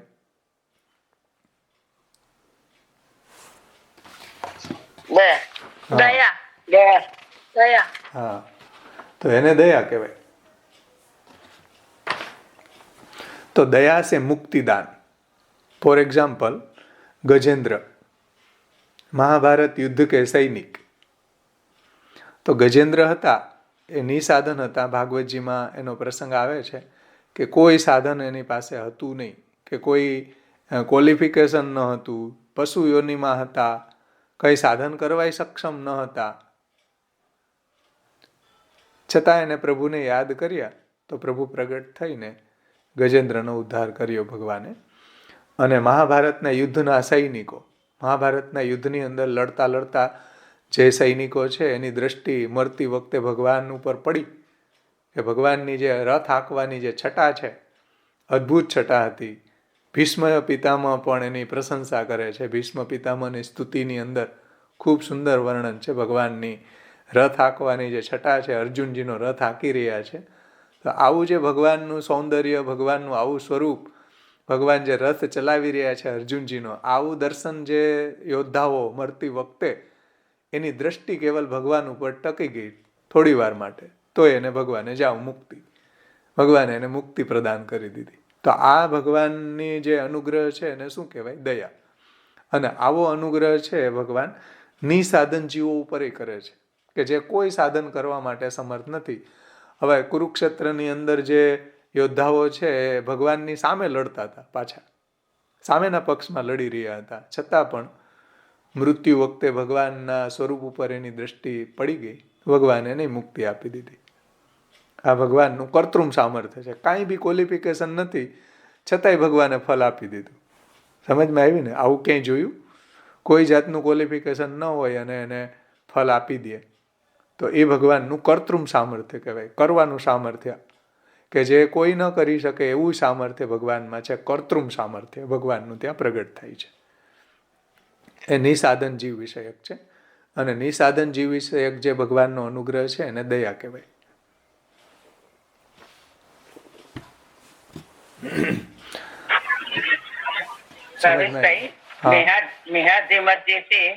એના પર કઈ કૃપા કરી કહેવાય? હા, એ આપણે જોશું હમણાં આગળનું જે આવશે ને સ્વભાવાનુપાતી અનુગ્રહ આવશે ને ત્યારે આપણે એની ચર્ચા કરશું. કારણ કે અહીંયા જે ચર્ચા ચાલી રહી છે એ મર્યાદા જીવ વિષયક અનુગ્રહની ચર્ચા ચાલી રહી છે.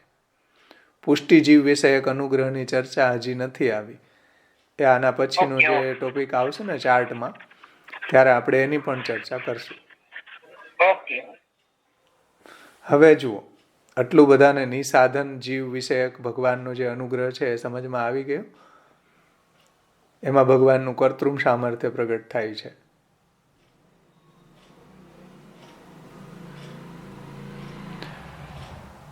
ત્યાર પછી જુઓ, દુષ્ટ સાધન જીવ વિષયક ભગવાનનો જે અનુગ્રહ છે એ અનુગ્રહને શું કહેવાય? દુષ્ટ સાધન જીવ ઉપર જ્યારે ભગવાન અનુગ્રહ કરે ત્યારે એ અનુગ્રહને ક્ષમા કહેવાય. ક્ષમા. કે ભગવાને એના દુષ્ટ સાધન સામું ન જોઈ અને એને મુક્તિ પ્રદાન કરી દીધી તો એ ભગવાનના અનુગ્રહને ક્ષમા કહેવાય.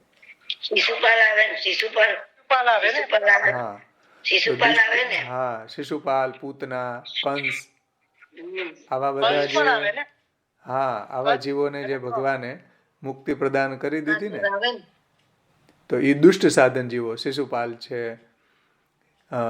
હિરણ્યાક્ષ છે, હિરણ્યકશિપુ છે, પૂતના છે, કંસ છે. ના, ચાણૂર નહીં આવે. ચાણૂરને મુક્તિ નથી આપી. નહીં, એ અનુગ્રહ ન કહેવાય. એને મુક્તિ આપે, ભગવાન ફલદાન કરે તો અનુગ્રહ કહેવાય ને. તો દુષ્ટ સાધન જીવ વિષયક જે ભગવાનનો અનુગ્રહ છે એને ક્ષમા કહેવાય છે. અને ત્યાં ભગવાનનું અન્યથા કર્તૃમ સામર્થ્ય પ્રગટ થાય છે. તો અન્યથા કર્તૃમ એટલે અન્યથા કર્તૃમ ક્ષમા દ્વારા મોક્ષદાન સામર્થ્ય કા પ્રયોગ. પૂતના, કંસ આદિ અસુર, તો પૂતના, કંસ વગેરેને પણ ભગવાને મુક્તિ આપી. ભાગવતજીમાં એ રીતના વર્ણન આવે છે. અહો બકીયમ સ્તનકાલકૂટમ જિગાંસયા પ્યાય યદપ્ય લેભે ગતિમ ધાતૃચિત્તામ કમવા દયાલુમ શરણમ વ્રજેત. જે બકાસુરની બહેન પોતાના સ્તન ઉપર કાલકૂટ લગાડીને બાલઘાતીની, મહાપ્રભુજી એના માટે શબ્દ મૂકે છે બાલઘાતીની, કેટલા બાળકોની હત્યા એણે કરી. અને એ પૂતના અહો બકીયમ સ્તનકાલકૂટમ જિગાંસયા પ્યાય યદપ્ય ધાતૃચિત્તામ, ભગવાને એને ધાતૃની ગતિ આપી, માતાની ગતિ આપી. કમવા દયાલુમ શરણમ વ્રજેત, આવા ભગવાન દયાળુ છે. આવા દયાળુ ભગવાનને છોડીને કોના શરણે જાય? તો આવા જે અસુરો હતા, પૂતના છે, કંસ છે, શિશુપાલ વગેરે, એને પણ પ્રભુએ મુક્તિદાન કર્યું છે. તો ત્યાં ભગવાનનો જે અનુગ્રહ છે એને શું કહેવાય? ક્ષમા કહેવાય. કારણ કે ભગવાને એના દોષ સામું નહીં જોઈને, એના અપરાધ સામું નહીં જોઈને ભગવાને એને ફલદાન કરી દીધું. તો આ ભગવાનની અનુગ્રહ જે દુષ્ટ સાધન જીવ વિષયક ભગવાનનો અનુગ્રહ છે એને ક્ષમા કહેવાય. સમજમાં આવ્યું? અહીંયા સુધીનું આપણું આ સામર્થ્યાનુપાતી અનુગ્રહનું જે ચેપ્ટર છે એ અહીંયા પૂર્ણ થયું. આમાં કોઈને કાંઈ ન સમજાણું હોય તો પૂછો, નહીંતર આપણે આગળ વધીએ.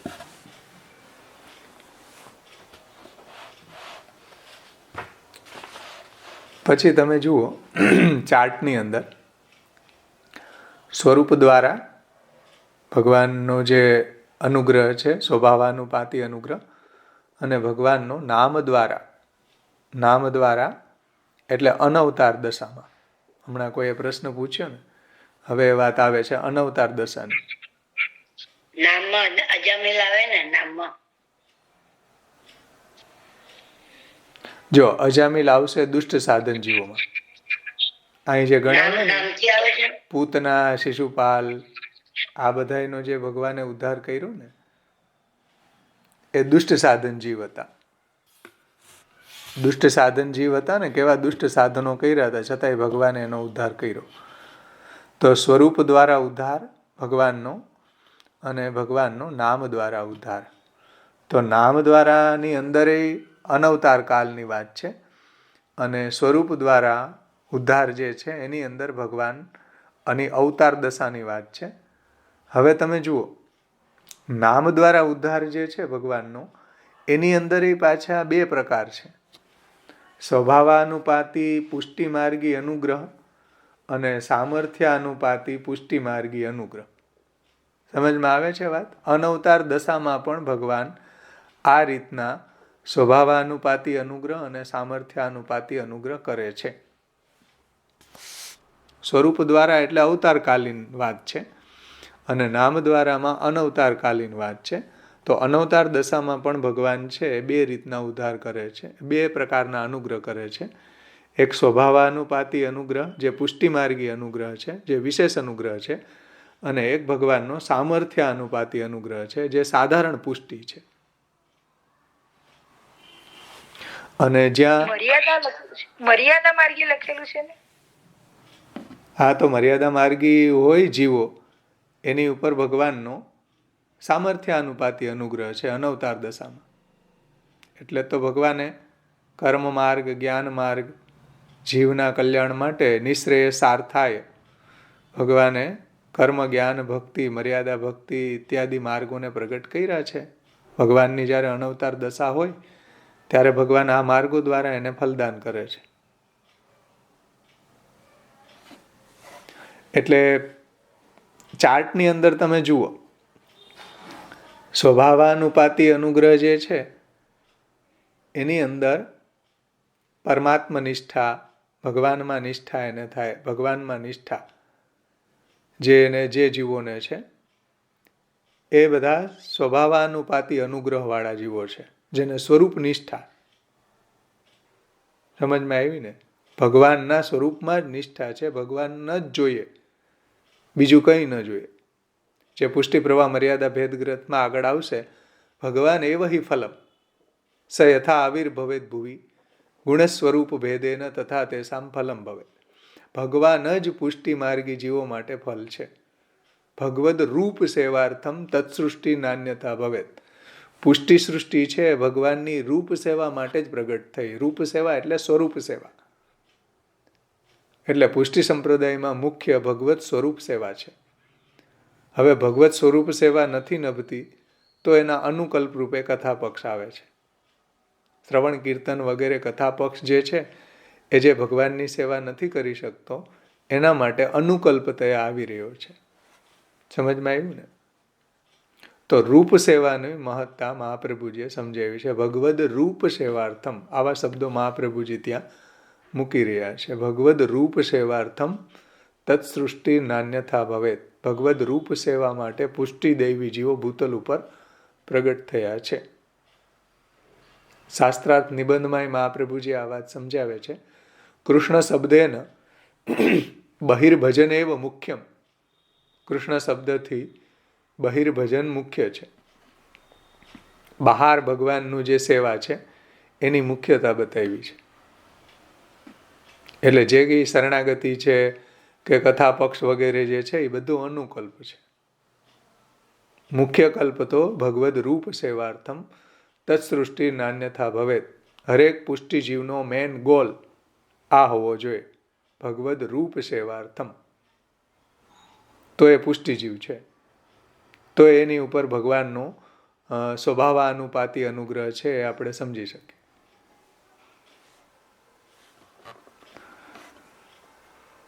તો સ્વભાવાનુપાતી અનુગ્રહની અંદર તમે જુઓ કે ભગવદ સ્વરૂપમાં જ જેની નિષ્ઠા છે.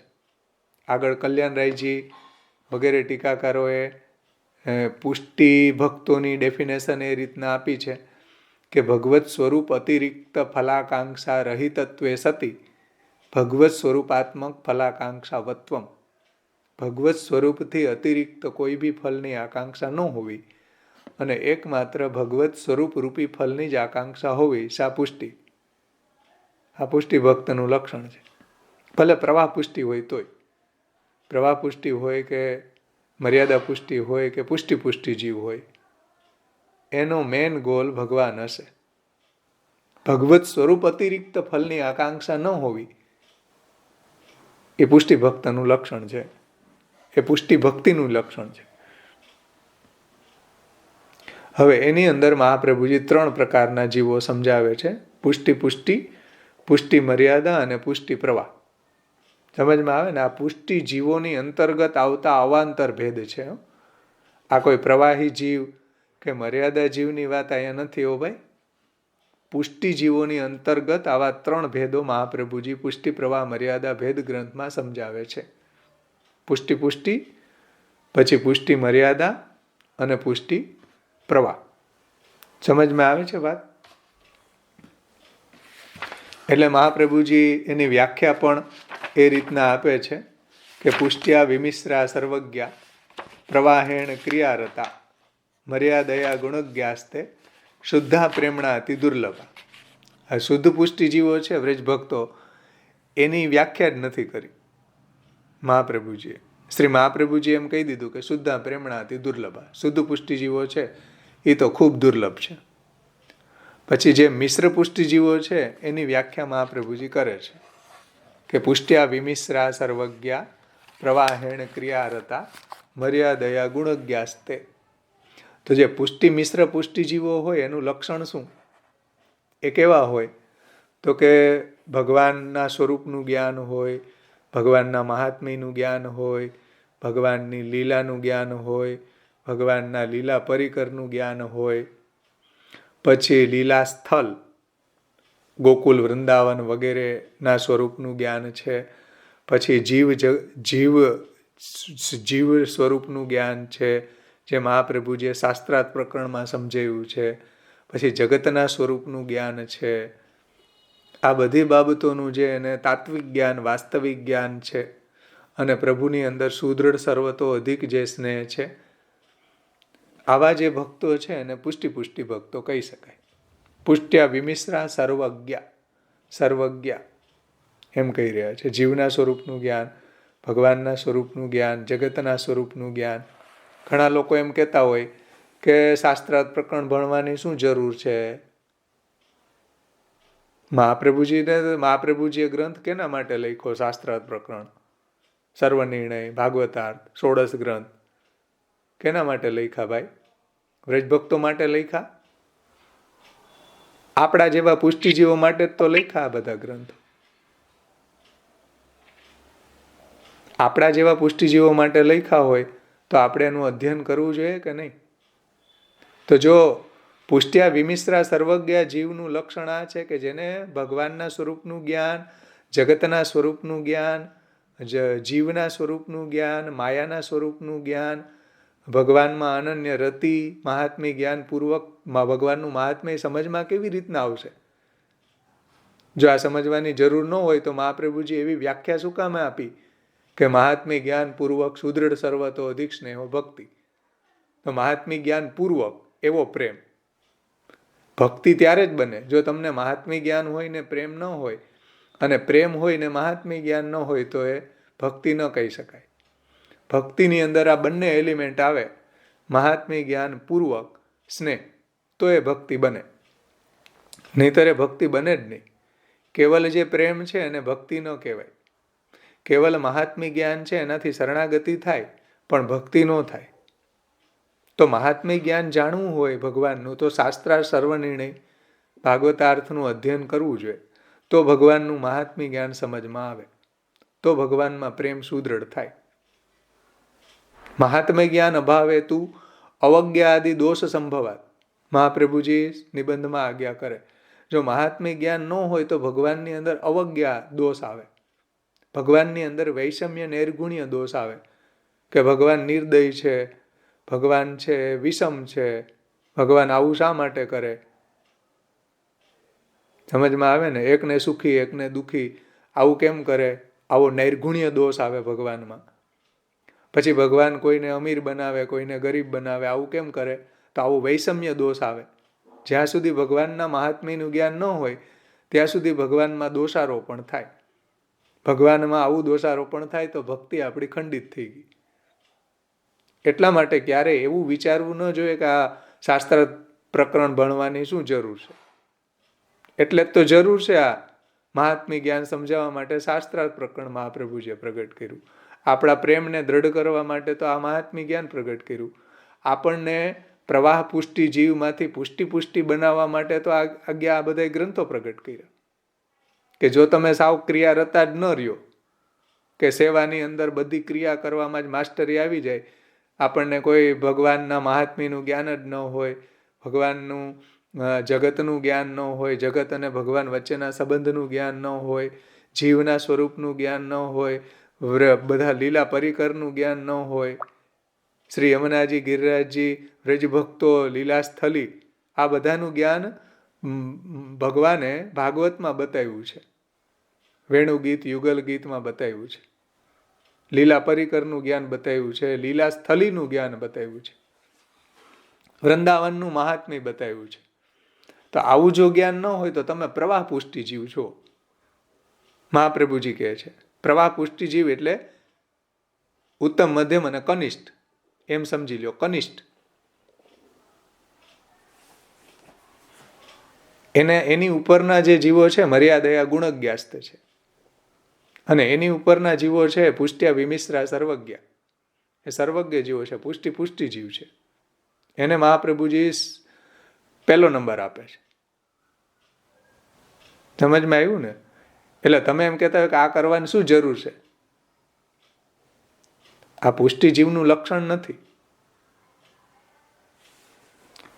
આ સાવ પુષ્ટિ પ્રવાહી જીવ છો તમે, કે તમને એવું જ્યારે વિચાર આવે કે આ બધું ગ્રંથ કરીને અંતે તો સેવા જ કરવાની ને, તો તમે પ્રવાહ પુષ્ટિ જીવ છો, સાવ કનિષ્ઠ.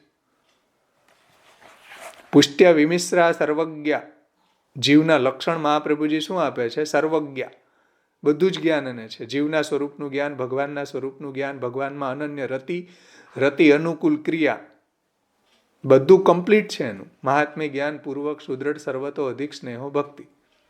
એટલે મહાત્મ્ય જ્ઞાન જો નથી તો એવા પ્રેમને મહાપ્રભુજી ભક્તિ કહેતા નથી. મહાત્મ્ય જ્ઞાન વિરહિત પ્રેમ હોય એને ભક્તિ નથી કહેતા, અને પ્રેમ વિરહિત મહાત્મ્ય જ્ઞાન હોય તો એને પણ ભક્તિ ન કહી શકાય. ભક્તિના બે એલિમેન્ટ છે, મહાત્મ્ય જ્ઞાન અને પ્રેમ. એ કમ્પ્લીટ થાય ત્યારે જ ભક્તિ બને, નહીંતર ભક્તિ ન બને.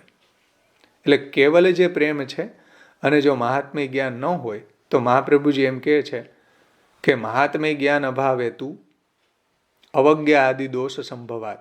ભગવાનની અવજ્ઞા થાય, ભગવાનમાં દોષારોપણ થાય, ભક્તિ ખંડિત થઈ જાય, ભક્તિ સિદ્ધ ન થાય જો ભગવાનમાં દોષારોપણ આવે તો. કૃષ્ણાત પરમ નાસ્તિ દૈવમ વસ્તુતો દોષ વર્જિતમ. મહાપ્રભુજી એટલે તો ભગવાનનું સ્વરૂપ સમજાવે છે અંતઃકરણ પ્રબોધમાં, કે કૃષ્ણથી શ્રેષ્ઠ નિર્દુષ્ટ કોઈ દેવી દેવતા તત્વ નથી. બધા દેવી દેવતાઓ તત્વોમાં કંઈક ને કંઈક દોષ છે, જે પ્રાકૃતા સકલા દેવા, જે બધા કાલની અંડરમાં છે. એક કૃષ્ણ જેવા છે કે જે કૃષ્ણાત પરમ નાસ્તિ દૈવમ વસ્તુતો દોષ વર્જિતમ. નિર્દોષ પૂર્ણ ગુણતા કૃષ્ણની છે, બીજા કોઈની નહીં. તો આવા નિર્દુષ્ટ પ્રભુમાં જો દોષારોપણ થાય તો અવજ્ઞા આદિ દોષ સંભવાત, આવો દોષ આવે, એની ભક્તિ કોઈ દી સિદ્ધ ન થાય. જ્યાં સુધી ભગવાનમાં દોષારોપણ હોય આપણને, ત્યાં સુધી આપણી ભક્તિ સિદ્ધ ન થાય, આપણી ભક્તિ ખંડિત થઈ જાય. અને આપણા જીવનમાં એવું થાય જ, વારંવાર દુઃખ આવી પડે, કંઈક થોડુંક દુઃખ આવી પડે તો આપણને આપણી ઈચ્છાઓ પૂર્ણ ન થાય, આપણી મનોકામના પૂર્ણ ન થાય, તો પેલું દોષારોપણ આપણે ભગવાન ઉપર કરીએ કે કેમ ભગવાનની હું સેવા કરું, હું ભગવાનની ભક્તિ કરું ને મારા જીવનમાં આવું કેમ થયું, મારા જીવનમાં આવું દુઃખ કેમ આવ્યું. હવે દુઃખ આવ્યું એને ટેકલ કરવા માટે તો વિવેક ધૈર્યાશ્રય ગ્રંથ પ્રગટ કર્યા મહાપ્રભુજી, કે તમે પુષ્ટિજીવ થઈ ગયા એટલે કાંઈ આવું નહીં આવે એવું નથી, બધું આવશે. પણ આવી બધી કન્ડિશનમાં આપણે જો ભગવાનની ભક્તિ કરી શકતા હોય તો એ પુષ્ટિજીવનું લક્ષણ છે. એટલા માટે આ ગ્રંથો પ્રગટ કર્યા કે આપણે બધી પરિસ્થિતિમાં આપણી જે ભક્તિ છે એ અખંડિત રહે, આપણે ભગવાનના સ્વરૂપને સમજી શકીએ, આપણે આપણા સ્વરૂપને સમજી શકીએ, આપણે જે ભગવાનની આજુબાજુ લીલા પરિકર છે એના સ્વરૂપને સમજી શકીએ, ભગવાનના મહાત્મ્યને સમજી શકીએ, તો આપણી ભક્તિ દ્રઢ થાય, તો આપણને ભગવાનમાં ક્યારેય દોષારોપણ ન આવે. નહીતર તો આપણે વાતની વાતમાં બધો દોષનો ટોપલો ભગવાન ઉપર જ નાખશું.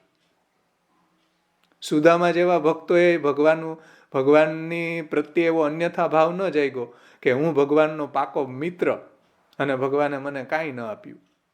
ભગવાનની એનામાં એને ગુણનું દર્શન થયું કે સારું થયું, ભગવાને મને ધન ન આપ્યું ને, તો મર્યાદા જીવની અંદર આટલી ગ્રેટનેસ છે કે ભગવાને મને ધન ન આપ્યું તો બહુ સારું થયું, પ્રભુ મારી ઉપર કૃપા કરી કે જો ધન આપ્યું હોત તો હું એવો મતવાલો બની જાત કે હું આપને ભૂલી જાત.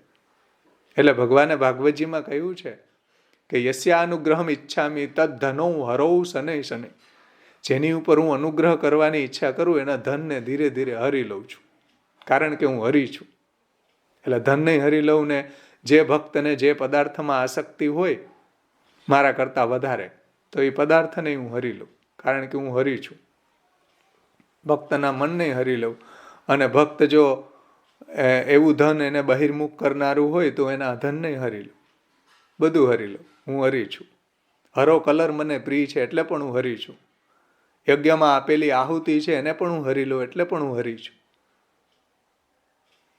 તો ભગવાનમાં જ્યારે દોષારોપણ થશે ત્યારે બધી ભક્તિ આપણી જમીન દોસ્ત થઈ જશે.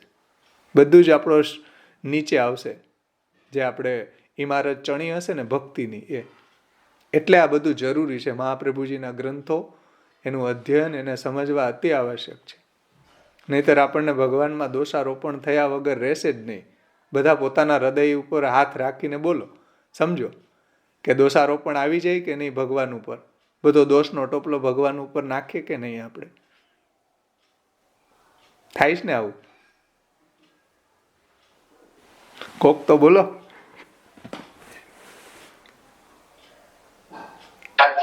સાચી વાત, 100% સાચી વાત. એનું કારણ એ છે કે આપણે મહાપ્રભુજીના ગ્રંથો સમજ્યા નથી. મહાપ્રભુજીની વાણીથી આપણા ઠાકોરજીનું મહાત્મ્ય આપણે સમજ્યા નથી. એટલે આ પ્રોબ્લેમ. એટલે ગોપીનાથજી એમ કહે છે કે ભાઈ શાસ્ત્રથી ભગવાનનું મહાત્મ્ય જાણવું જોઈએ. શાસ્ત્રથી પ્રભુના મહાત્મ્યને આપણે સમજીએ તો આપણને અવજ્ઞા આદિ દોષ ન થાય. અને શાસ્ત્રથી જો ભગવાનનું મહાત્મ્ય ન સમજીએ અને મહાત્મ્ય જ્ઞાન વગર જે આપણને પ્રેમ થયો એનો કંઈ ભરોસો નથી. એ પ્રેમ છે એ રિલાયેબલ પ્રેમ નથી. રંચક પણ દોષ દર્શનથી તરત ઓસરી જશે એ પ્રેમ, જેને મહાપ્રભુજી ચાલુ ખાતાનો પ્રેમ કહે છે. શ્રવણાદિ વ્યતિરેકેણ સંસ્કાર વસાત ફલ કામનયાવા જાયમાના પ્રીતિ ગૌણી સ્યાત. ભગવાનનું મહાત્મ્ય નથી સમજ્યા, ભગવાનનું શ્રવણાદિ નથી કર્યું અને ભગવાનમાં પ્રેમ થઈ રહ્યો છે, તો આવો પ્રેમ જે છે એ ગૌણ પ્રેમ છે, ચાલુ ખાતાનો પ્રેમ છે, રિલાયેબલ પ્રેમ નથી. આવો પ્રેમ ક્યારે ઓસરી જાય ને એનો કંઈ ભરોસો નહીં. રિલાયેબલ પ્રેમ ત્યારે થાય જ્યારે આપણે મહાપ્રભુજીના ગ્રંથોથી આપણે આપણા ઠાકોરજીનું મહાત્મ્યને, આપણા કૃષ્ણના મહાત્મ્યને આપણે સમજીએ તો આપણને સુદૃઢ પ્રેમ થાય. નહીંતર આપણો પ્રેમ છે એ ચાલુ ખાતાનો જ હોય, એનો કાંઈ ભરોસો નહીં. થોડો કંઈ રંચકે આપણને દોષ દર્શન થાય તરત નિવર્તન થઈ જાય પ્રેમ. એટલે મહાપ્રભુજી કહે છે કે સંસ્કાર વસાત ફલ કામનયાવા જાયમાના પ્રીતિ ગૌણી સ્યાત. કોઈ સંસ્કાર વસાત કે કોઈ ફલ કામનાથી કે કોઈ પણ જાતની આપણી દુઃખને દૂર કરવા માટે આવા બધા જે પ્રેમ આપણને થયા હોય તો આવા બધા પ્રેમ ચાલુ ખાતાના પ્રેમ છે. આવા પ્રેમનો કંઈ ભરોસો નહીં. ભગવાનના મહાત્મ્યથી જે ભગવાનમાં પ્રેમ થાય છે એ સુદૃઢ પ્રેમ હોય છે, એકદમ રિલાયેબલ પ્રેમ હોય છે. એ ક્યારેય ખંડિત ન થાય. એ ભગવાન કાંઈ ન આપે ને, ઝૂંપડીમાં રહેતા હોય ને તો એ પ્રેમ એટલો સ્ટ્રોંગ હોય. પદ્મનાભદાસજીની જેમ છોલા ધરતા હોય ને તો એમ પ્રેમ એટલો સ્ટ્રોંગ હોય.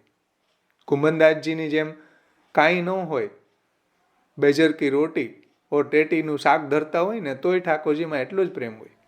કુંભનદાસજીને એમ નહોતું થતું કે ચાલો ભગવાન હવે મારી ધોતી ફાટેલી છે, હવે તમને અરોગાવવા માટે કાંઈ આમાં 56 ભોગ છે નહીં, ટેટીનું શાક ને બાજરાનો રોટલો જ છે એટલે કાંઈ પ્રેમ ઘટી જાય? ભગવાન કાંઈ આપતા નથી, એની જે પરિસ્થિતિ છે એમાં, જેવી પરિસ્થિતિ એની છે એમાં પ્રભુની સેવા કરી છે બધા ભગવદીઓએ. કોઈ ઓબ્જેક્શન છે ભગવાનની સાથે કે હું તમારી આટલી સેવા કરું તો મારી આ મનોકામના પૂરી કરી દો, થોડુંક તો ધન આપો? આવી મનોકામના સુદામાની ભાર્યાને હતી, સુદામાને ન હતી. એટલે મહાપ્રભુજીએ કેટલું સુંદર નામ પ્રગટ કર્યું, સુદામા રંક ભાર્યા. સુદામાની ભાર્યા રંક છે. સુદામા રંક નથી. સુદામા તો બહુ રીચ છે, બહુ ધનવાન છે. જેની પાસે ભગવાન રૂપી ધન હોય એ કેટલો ધનવાન હોય. અર્થો હરિરે વહી, મહાપ્રભુજી કહે છે. પુષ્ટિ માર્ગે હરેર દાસ્યમ ધર્મો અર્થો હરિરેવિ કામો હરે દિદ્રક્ષૈવ મોક્ષ કૃષ્ણસ્ય ચેદ્રુવ. હરિ છે આપણું અર્થ છે. તો આવું અર્થ ભગવાન, આવું અર્થ સુદામા પાસે હતું. તો એ રંક નહોતા, એટલે મહાપ્રભુજીએ નામ પ્રગટ કર્યું સુદામા રંક ભાર્યા ભૂમ્યા નિતેન્દ્ર વૈભવ. તો બધી પરિસ્થિતિમાં ભગવાનની સેવા થઈ શકે. આપણા ભગવદીએ કરીને જીવીને બતાવ્યું છે. એને ભગવાનમાં ક્યારેય એવો અન્યથા ભાવ નથી આવ્યો. એને ક્યારેય ભગવાનમાં એવી કુંઠા પ્રગટ નથી થઈ. સમજમાં આવી ને વાત? એ બધાની વાત જવા દો. મહાપ્રભુજીએ કેવી સેવા કરી? ઠાકોરજીને ઉપરણામાં નંદ મહોત્સવના દિવસે પલના ઝુલાવ્યા. તો પલનામાં જેવો આનંદ ઠાકોરજીને આવ્યો, એવો જ્યારે સોનાનું પલનું ગિરધરજીએ સિદ્ધ કરાવીને પ્રભુને પધરાવ્યા તો એવો આનંદ ન આવ્યો. સમજમાં આવે છે ને વાત? એટલે આપણા માઇન્ડમાં એવું છે કે બહુ વૈભવ હોય ને બહુ આવું ધન સંપન્ન હોય ને તો સારી રીતે સેવા થાય, એવી વાત નથી. છે તો વેલકમ. આપણી પાસે જે ધન સંપત્તિ છે બધી ભગવાનની સેવામાં વિનિયોગ કરવી જોઈએ. નથી તો એના માટે કંઈ એક્સ્ટ્રા કમાવાની જરૂર નથી. જે કંઈ બી છે પ્રાપ્તમ સેવેત નિર્મમ, ભગવાને જે કંઈ બી કૃપા કરીને આપણને આપ્યું છે એમાં ભગવાનનું ભજન કરવું જોઈએ, ભગવાનની સેવા કરવી જોઈએ.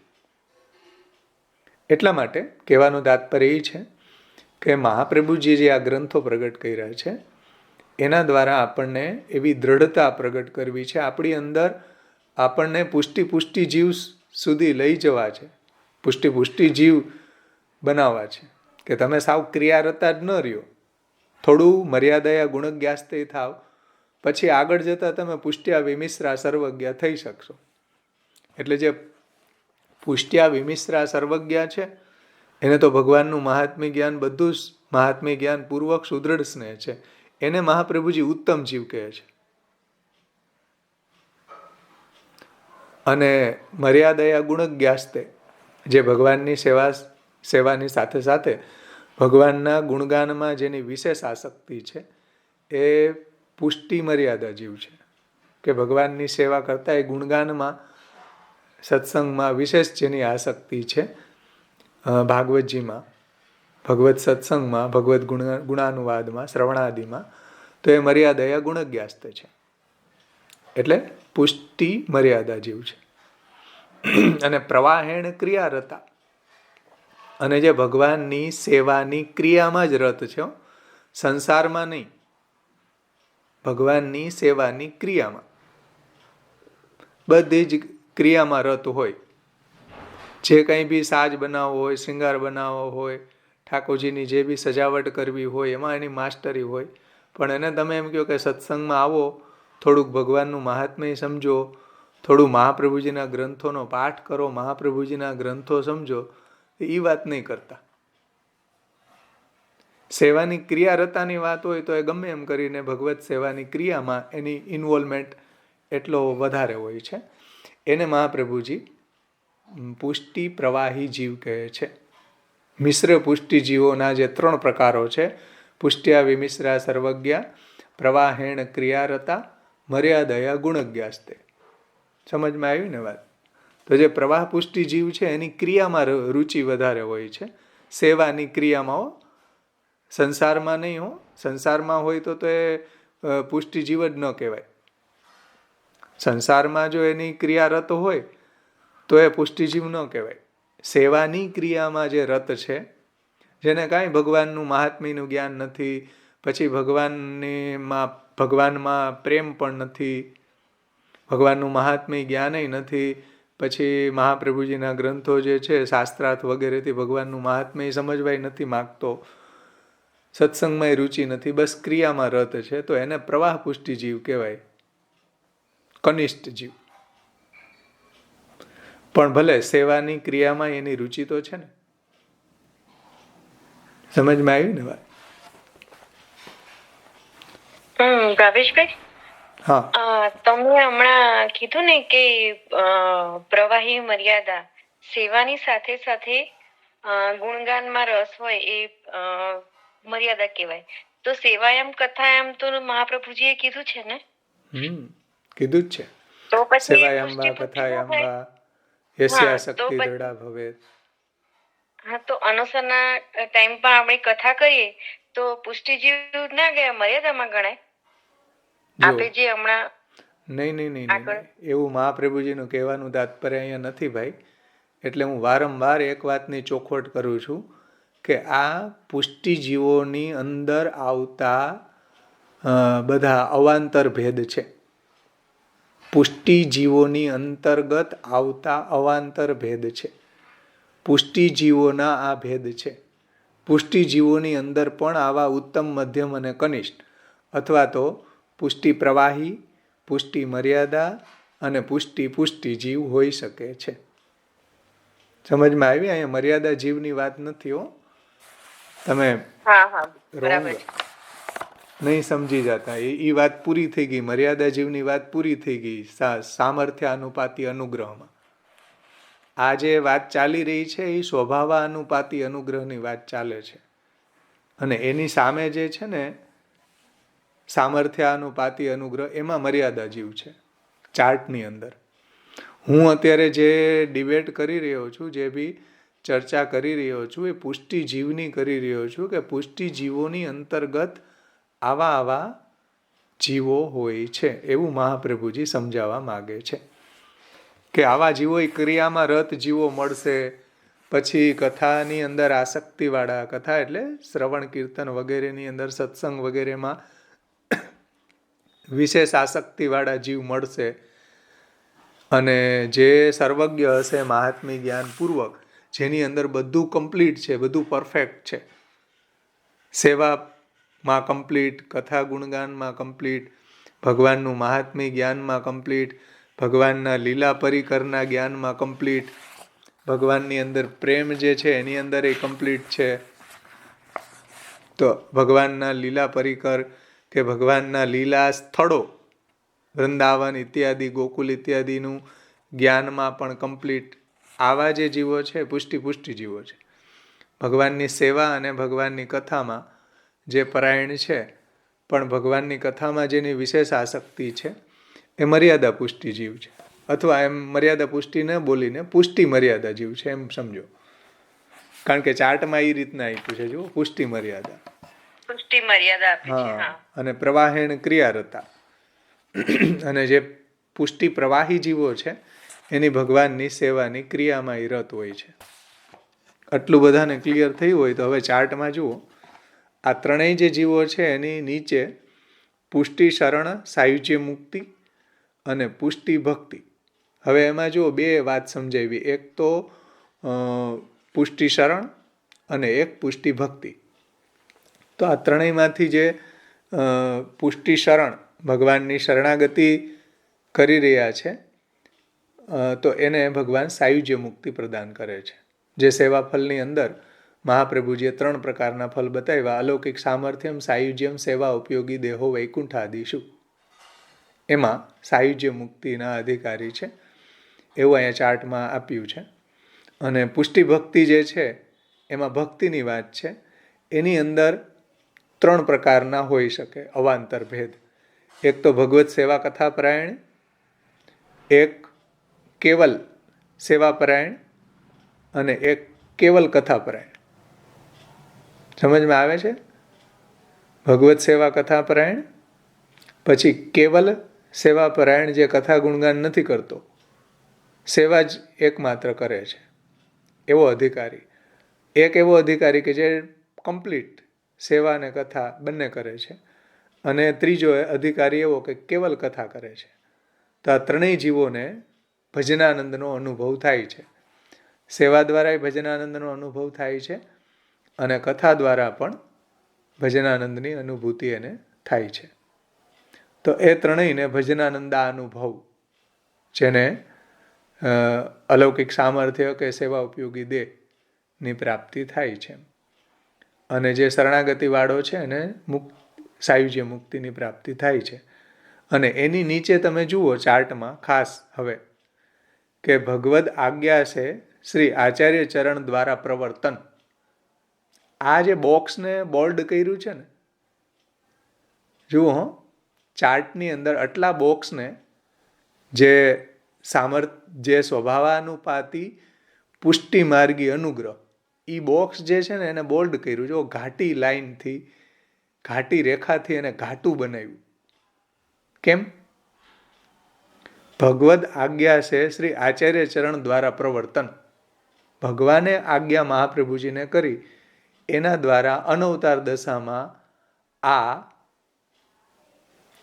સ્વભાવાનુપાતી અનુગ્રહ પ્રગટ કર્યો ભગવાને મહાપ્રભુજી દ્વારા અનવતાર દશામાં. જેવું અવતાર દશામાં ફલ પ્રાપ્ત થતું હતું, એવું જ ફલ અનવતાર દશામાં મહાપ્રભુજી દ્વારા ભગવાનને આપવું છે. એટલે આ જે બોક્સ જે બનાવ્યું ને ચાર્ટમાં, એને બોલ્ડ કર્યું. જો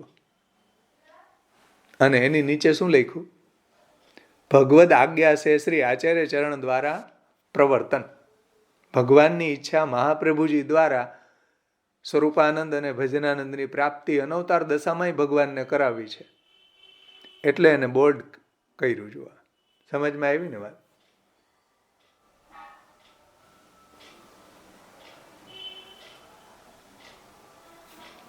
સમજ? તમારી આગળ ચાર્ટ છે? હા છે. તો સમજમાં આવશે. છે ને ચાર્ટ જુઓ એમાં. પછી થોડું 2 મિનિટમાં લઈ લઉં છું. હવે સામર્થ્યાનુપાતી અનુગ્રહની વાત છે. તો સામર્થ્યાનુપાતી મર્યાદા માર્ગી અનુગ્રહ એ આત્મનિષ્ઠા એટલે આત્મોદ્ધાર માટે એ સાધન કરે છે. કર્મયોગ, જ્ઞાન યોગ અને મર્યાદા ભક્તિ માર્ગ, ભક્તિયોગ. એકાદશ સ્કંદમાં ભગવાને આ વાત સમજાવી છે કે ભગવાનની અનવતાર દશામાં જીવના કલ્યાણ માટે મેં 3 માર્ગો પ્રગટ કર્યા છે: કર્મ, જ્ઞાન અને ભક્તિ. તો એની અંદર ભગવાન પોતાનું સામર્થ્યાનુપાતી અનુગ્રહ કરે છે. જે મર્યાદા ભક્તિ છે કે જ્ઞાન માર્ગી જીવો છે કે કર્મ માર્ગી જીવો છે, એને મોક્ષ વગેરેની ફલની પ્રાપ્તિ થાય છે. કર્મ માર્ગની અંદર જો સકામ કર્મ હોય તો સ્વર્ગ લોક પ્રાપ્ત થાય છે, અને નિષ્કામ કર્મ હોય તો આત્મસુખની પ્રાપ્તિ થાય છે. યન્ન દુઃખેન સંભિન્નમ નચગ્રસ્ત અનંતરમ અભિલાષો ઉપનીતંચ યત સુખમ સ્વપદાસ્પદમ. એવું મહાપ્રભુજી નિબંધમાં કહે છે કે નિષ્કામ કર્મ કરવાવાળાને આત્મસુખ પ્રાપ્ત થાય છે, અને જ્ઞાન માર્ગીઓને અક્ષર બ્રહ્મની પ્રાપ્તિ થાય છે, અને મર્યાદા ભક્તિ માર્ગીઓને સાયુજ્ય, સામીપ્ય, સાલોક્ય, સારૂપ્ય ઇત્યાદિ મોક્ષની, ચતુર્વિધ મોક્ષની પ્રાપ્તિ થાય છે. અને જે પુષ્ટિ ભક્ત છે, જે મહાપ્રભુજી દ્વારા જેનો અંગીકાર થયો છે, ત્યાં ભગવાન પોતાનો સ્વભાવાનુપાતી અનુગ્રહ પ્રગટ કરે છે. અનવતાર દશામાં પણ, અવતાર દશામાં જેમ રજભક્તો ઉપર અનુગ્રહ પ્રગટ કર્યો સ્વભાવાનુપાતી, અને એને સ્વરૂપાનંદનું દાન કર્યું, ભજનાનંદનું દાન કર્યું, એવું જ દાન અનવતાર દશામાં ભગવાન મહાપ્રભુજી દ્વારા આધુનિક દેવી જીવોને પણ કરવા માગે છે. અવાજ બંધ થઈ ગયો ભાઈ. આ રહસ્ય અહીંયા પુષ્ટિ પ્રવાહ મર્યાદા ભેદમાં સમજાય. અવાજ આવે છે. કોને ભાઈ અવાજ નથી આવતો? આવે છે. હા, ચલો. પછી છેલ્લો લાસ્ટમાં દૈવી જીવની સામે કયા જીવો છે? આ ચાર્ટની અંદર જુઓ. આસુરી જીવ. હા, આસુરી જીવ. એને કેમાં રુચિ થશે? લોકનિષ્ઠા. હા, લોકનિષ્ઠા, સંસારમાં એની આસક્તિ થશે. એને કોઈ મર્યાદા માર્ગી સાધનોમાં કે પુષ્ટિ માર્ગી સાધનોમાં ક્યાંય કોઈ લેવા દેવા છે નહીં. એને સંસારમાં રુચિ થશે. ખાવું, પીવું અને મોજ મારવું એ પ્રવાહી જીવોનું લક્ષણ છે, આસુરી જીવોનું લક્ષણ છે.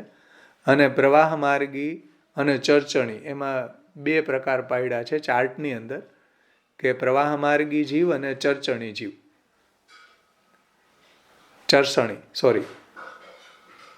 પ્રવાહ માર્ગી જીવની અંદર એ પાછા 2 અવાંતર ભેદ કર્યા છે, એક દુર્ગ્ય અને એક અજ્ઞ.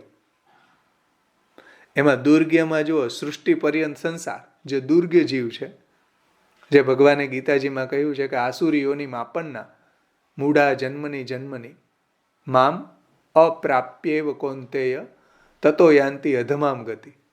આવા જે આસુરી જીવો છે એને તો હું વારંવાર સંસારની અંદર ફેંકું છું. એ લોકો મને ક્યારેય પ્રાપ્ત થતા નથી અને વારંવાર જન્મવું અને મરવું એના સાયકલમાં એ ફર્યા કરે છે. જન્મે મરે તૃતીય માર્ગમાં એની ગતિ થાય છે અને છેલ્લે એના કર્મ પ્રમાણે નરક પ્રાપ્ત થાય છે. નરક ભોગવીને ફરી પાછા સંસારમાં બધી યોનિમાં ફરે છે, ભટકે છે. એ પ્રવાહી જીવો. એલા દુર્ગ્ય જીવો. પ્રવાહીની અંદર પણ દુર્ગ્ય.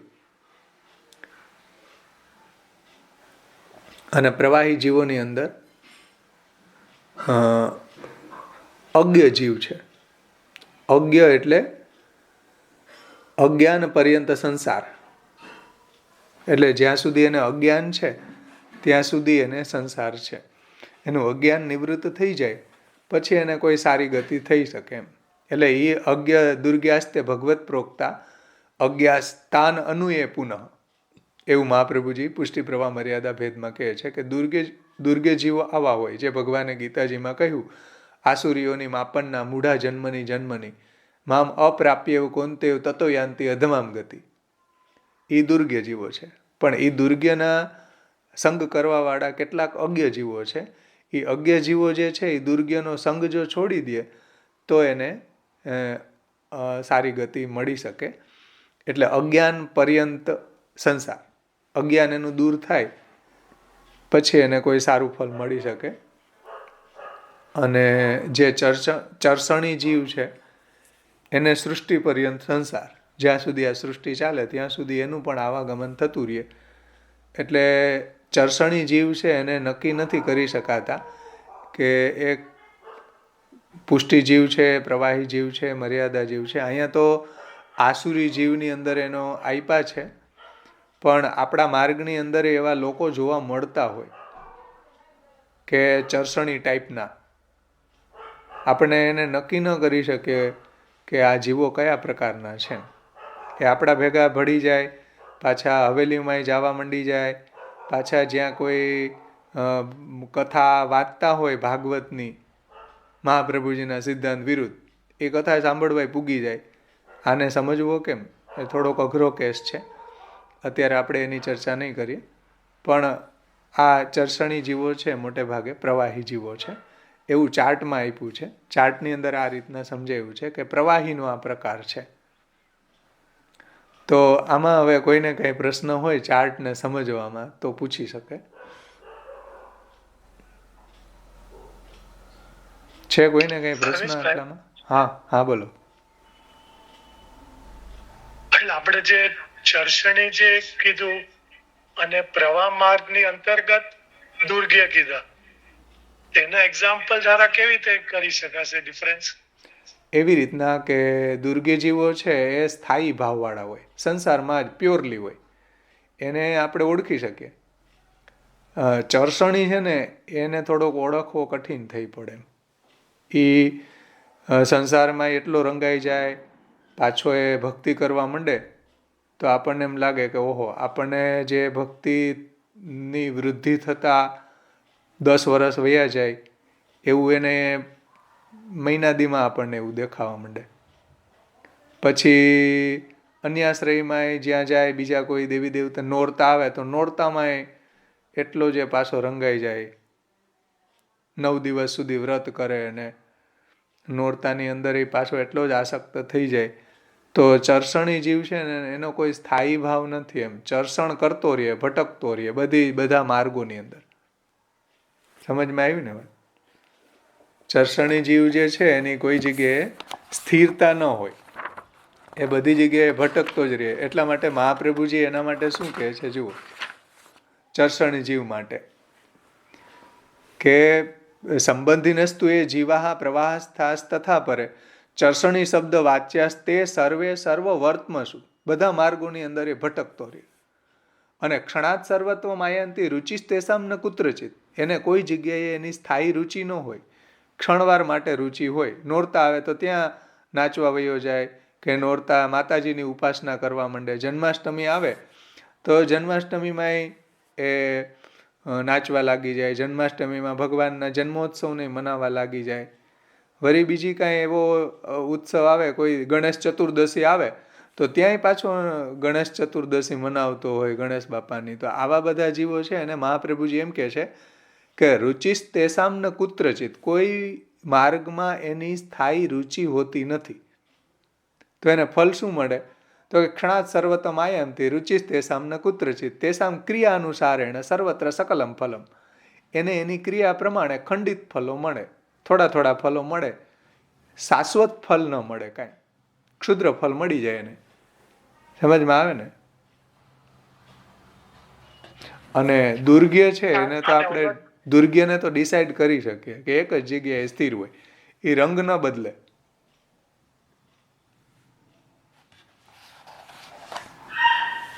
સમજણ ને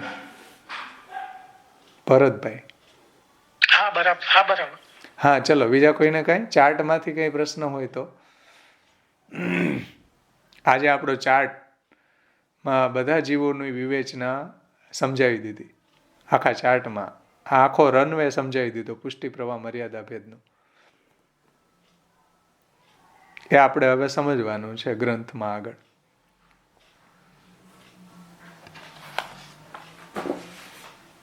એટલે અનુગ્રહ છે એ પણ એક પ્રકારનો હોય, એના કર્મ, એની ક્રિયા અને એના ફલ ઉપરથી આપણે નક્કી કરી શકીએ કોની ઉપર કયા પ્રકારનો અનુગ્રહ છે. સામર્થ્યાનુપાતી અનુગ્રહ છે કે સ્વભાવાનુપાતી અનુગ્રહ છે, એ એને મળતા ફલ અને એના સાધન ઉપરથી આપણે સમજી શકીએ. ચલો, કોઈને કંઈ પ્રશ્ન ન હોય તો આપણે સમાપન કરીએ, હોય તો હજી આપણે એની ચર્ચા કરી શકીએ. હા ભાવેશભાઈ, આપણે પુષ્ટિ જે સમજાવીને એની અંદર જે આધિદેવિક, તો એ પણ આપણે સમજો પ્રમાય બળ બી એની અંદર આવી જાય ને? કઈ પ્રશ્ન સમજાતો નથી મને ભાઈ, સરખો મને પ્રશ્ન સમજાવો તો કઈ. જે આધિદેવિક જે સ્વરૂપના આધિદેવિક પણ આપણે આકર્ષાય ને એની તરફ, એમ આકર્ષણ થાય ને એના તરફ. આધિદેવિક એટલે શું? કોના માટે તમે આધિદેવિક શબ્દ વાપરો છો? પ્રભુના આધિદેવિક સ્વરૂપના, એમ પ્રમાણ તો છે જ પ્રભુ, તો પ્રમેય બળથી પણ આપણે આકર્ષાય ને એની તરફ, એમ. પુષ્ટિ જીવો છે ભગવાન, પુષ્ટિ જીવો છે એની તો ભગવાનમાં આધિદૈવિક સ્વરૂપમાં જ આસક્તિ હોય ને, તો એને કહેવાની ક્યાં વાત આવે? આધિદૈવિક સ્વરૂપની વાત આવે. પહેલા જ કહી દીધું સ્વભાવાનુપાતી અનુગ્રહમાં કે સ્વરૂપનિષ્ઠ હશે, સાધનનિષ્ઠ નહીં હોય.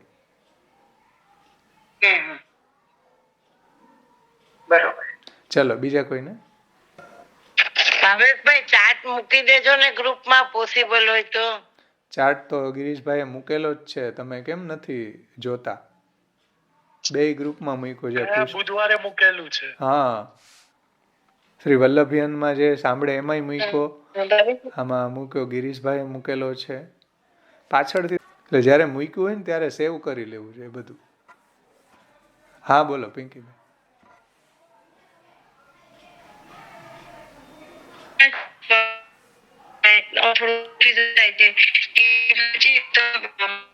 તમારો અવાજ બિલકુલ નથી સંભળાતો.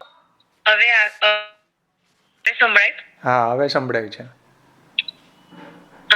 હવે એકચ્યુઅલી ઘણી વખત પ્રશ્ન એવો કે મા બાપ માટે તો બધા છોકરા સરખા હોય, તો જ્યારે પ્રભુ જે સૃષ્ટિ ઉત્પન્ન કરી, તો પુષ્ટિ પ્રવાહને મર્યાદા 3 પ્રકારની ઉત્પન્ન કરી. એમાં જે પુષ્ટિ છે એને તો પ્રભુના સ્વરૂપાનંદનો આનંદ મળવાનો, જે મર્યાદા જીવો છે જે મોક્ષ પ્રાપ્તિ કરશે પ્રભુને, તો પ્રવાહી જે જીવ છે તો એ તો પ્રભુના સ્વરૂપાનંદ કે મોક્ષની પ્રાપ્તિ કરી નહીં શકવાના, તો એ છેલ્લે સુધી તો એ જીવ આવી દશામાં રહેવાના, એવું પ્રભુ. પ્રભુ તો નો ડાઉટ આપણો રસો વૈસે છે, બરાબર? જો આ પ્રશ્ન એટલે જ થાય કે જે આપણે મહાપ્રભુજી ઠાકોરજીના સ્વરૂપને જાણ્યું નથી, ઠાકોરજીની લીલાને જાણી નથી, એટલે જ આ સમજ આ પ્રશ્ન થાય. પણ થવો જોઈએ, શ્યોર, વેલકમ, કઈ વાંધો નહીં, થવો જ જોઈએ.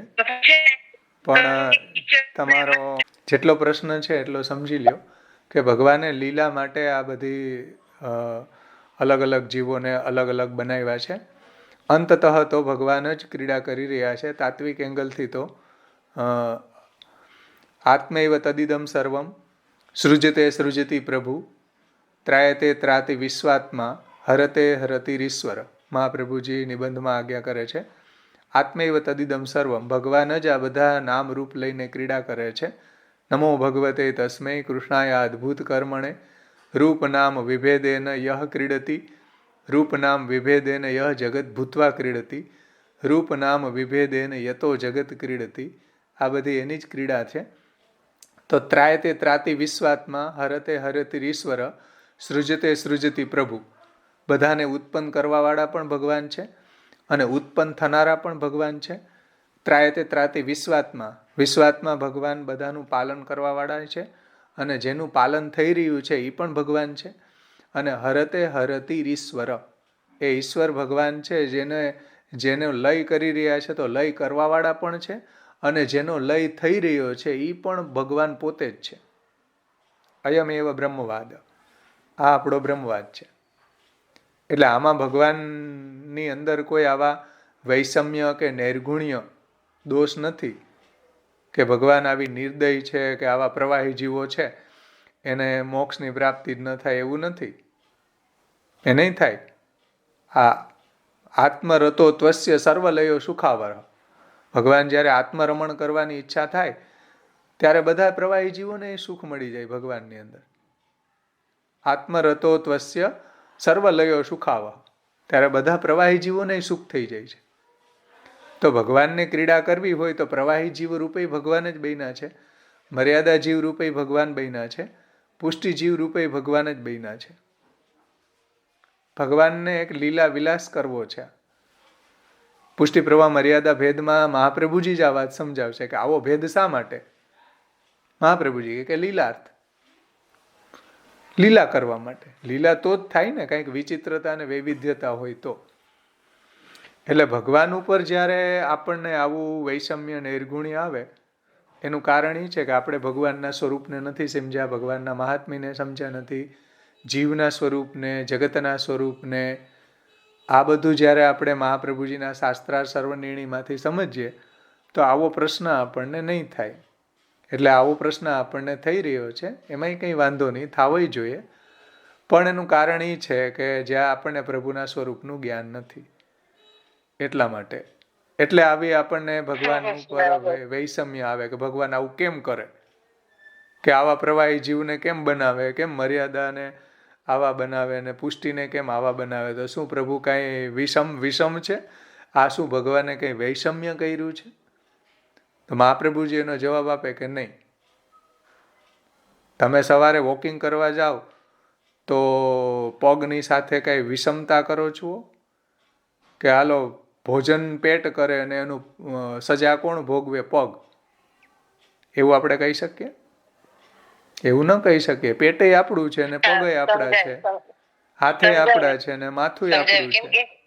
તો માથાને ક્યાંય નીચે રાખીને ચાલાય નહીં, માથાને નીચે રાખીને નથી ચાલતા, પગને નીચે રાખીને ચાલીએ. તો શું કાંઈ પગ સાથે અન્યાય કરીએ અને માથા સાથે કાંઈ આપણે ન્યાય કરીએ? નહીં. બધા અંગો આપણા જ છે, બધા અંગો ભગવાનના જ છે, બધા જીવો ભગવાનના જ છે. ભગવાનના ચિદંશના જ આ ચિદંશમાંથી જ પ્રગટ થયા ભગવાન સચ્ચિદાનંદ છે. એટલે પહેલાં સ્ટાર્ટિંગમાં જ આપી દીધું, બ્રહ્મ સચ્ચિદાનંદ રમણ ઈચ્છા કે લીએ વિચરણ શુદ્ધ જીવ ચિદંશ. બધા ભગવાનના ચિદંશ છે. એની સાથે ભગવાન રમણ કરે છે, ભગવાન લીલા કરે છે. તો ભગવાનને આ લીલાને સમજવું જોઈએ આપણે. તો આપણને લીલા સમજાય કે જો આપણે પ્રભુના મહાત્મ્યને સમજીએ, પ્રભુમાં આપણને વૈષમ્ય નૈર્ગુણ્ય દોષ ન આવે. જે મહાપ્રભુજીએ શાસ્ત્ર પ્રકરણમાં સમજાવ્યું છે કે ભગવાનની અંદર કોઈ વૈષમ્ય કે કોઈ નૈર્ગુણ્ય દોષ નથી, કારણ કે આત્મસૃષ્ટો ભગવાન પોતે જ બધા નામ રૂપ લઈને ક્રીડા કરે છે. સમજમાં આવ્યું ને? સમજાયું. તો પ્રવાહી જીવી ભગવાન બન્યા છે, મર્યાદા જીવી ભગવાન બન્યા છે, પુષ્ટિ જીવી ભગવાન બન્યા છે. તો ભગવાન ભગવાનની સાથે જ લીલા કરી રહ્યા છે. ચલો, સારો પ્રશ્ન કર્યો, સારો પ્રશ્ન કર્યો.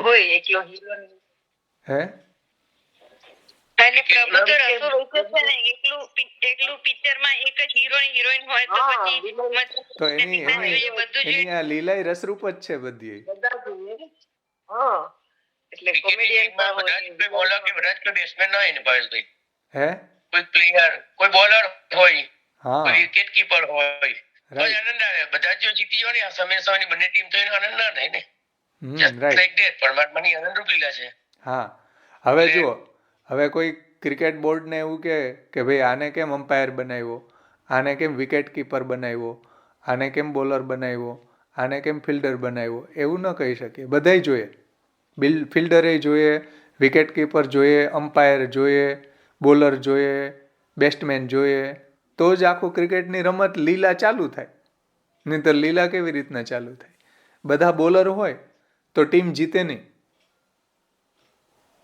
હા, એન્જોયમેન્ટ ક્યારે આવે ક્રિકેટ જોવાનું? આનંદસ્ય હરે લીલા એમ. આનંદસ્ય હરે લીલા શાસ્ત્રાર્થ દસધા ઈશ અત્રો સર્ગ વિસર્ગ સ્થાનમ પોષણમ ઉતય મન્વંત રિષાનુકથા નિરોધ મુક્તિરાશ્રય. ભગવાનની લીલા છે આ બધી. લીલાને માણતા જો શીખવું હોય તો મહાપ્રભુજીને પહેલા પકડવા પડે. એટલો મહાપ્રભુજી, હા, તો મહાપ્રભુજીને જ્યાં સુધી આપણે ન સમજીએ, મહાપ્રભુજીની વાણીને, ત્યાં સુધી લીલાને ન માણી શકીએ. ત્યાં સુધી લીલામાં આપણને આવી અસંભાવના, વિપરીત ભાવના, વૈષમ્ય, નૈર્ગુણ્ય દોષ આવ્યા જ કરે. જ્યાં સુધી મહાપ્રભુજીને ન સમજીએ, મહાપ્રભુજીની વાણીને ન સમજીએ ત્યાં સુધી. ચલો, બીજા કોઈને કઈ પ્રશ્ન છે? નહીંતર આપણે સમાપન કરીએ. પણ બધાને સમજાય છે કે કાંઈ આમ હાઈ લેવલનું કાંઈ લાગે છે કે કાંઈ નથી સમજાતું? સુંદર છે, સુંદર, એકદમ ફાઇન. સમજાય તો છે પણ એને થોડું રિવિઝન જરૂરી છે અમારું. હા, એ હવે તમારા પક્ષની વાત છે. પર્સનલ સ્ટડી જરૂરી છે એ કહું છું અમારું. આમાં હું અત્યારે 2 કલાકનો ટાઈમ હોય, 1.5-2 કલાકના ટાઈમમાં હું લઈ ન શકું. નહીંતર અમારા 3-3, 3.5 કલાકના ક્લાસ ચાલે, એમાં બધાએ લેસન આપવાનું, રિવિઝન કરવાનું, ક્વેશ્ચન આન્સર, જે બી ગ્રંથ અધ્યયન કર્યું હોય એની ક્વેશ્ચન આન્સર થાય. એટલે બહુ લોંગ સમય જોઈએ. આટલા સમયમાં કાંઈ ન થાય આપણું. એટલે હું રિવિઝન તમે થોડું ભવેશભાઈ થોડું લઈને અમારું આ પાકું કરાવી શકો તમે, એટલે અમારી ગ્રંથિઓ દૂર થઈ શકે એનાથી એમ. હા, એવું છે. તમે અમારો જે 3:30 થી 6:30 નો ક્લાસ ચાલે ને એમાં જોઈન્ટ થઈ જાવ એટલે તમારું બધું પાકું થઈ જાય, બધું રેડી થઈ જાય. લિંક આપજો તમે. લિંક મૂકો તો પછી જોઈન થઈશું ભાઈ. પાકું, શ્યોર. અત્યારે અમારું શાસ્ત્રાર્થ પ્રકરણ ચાલે જ છે, ભાગવત ચાલે છે.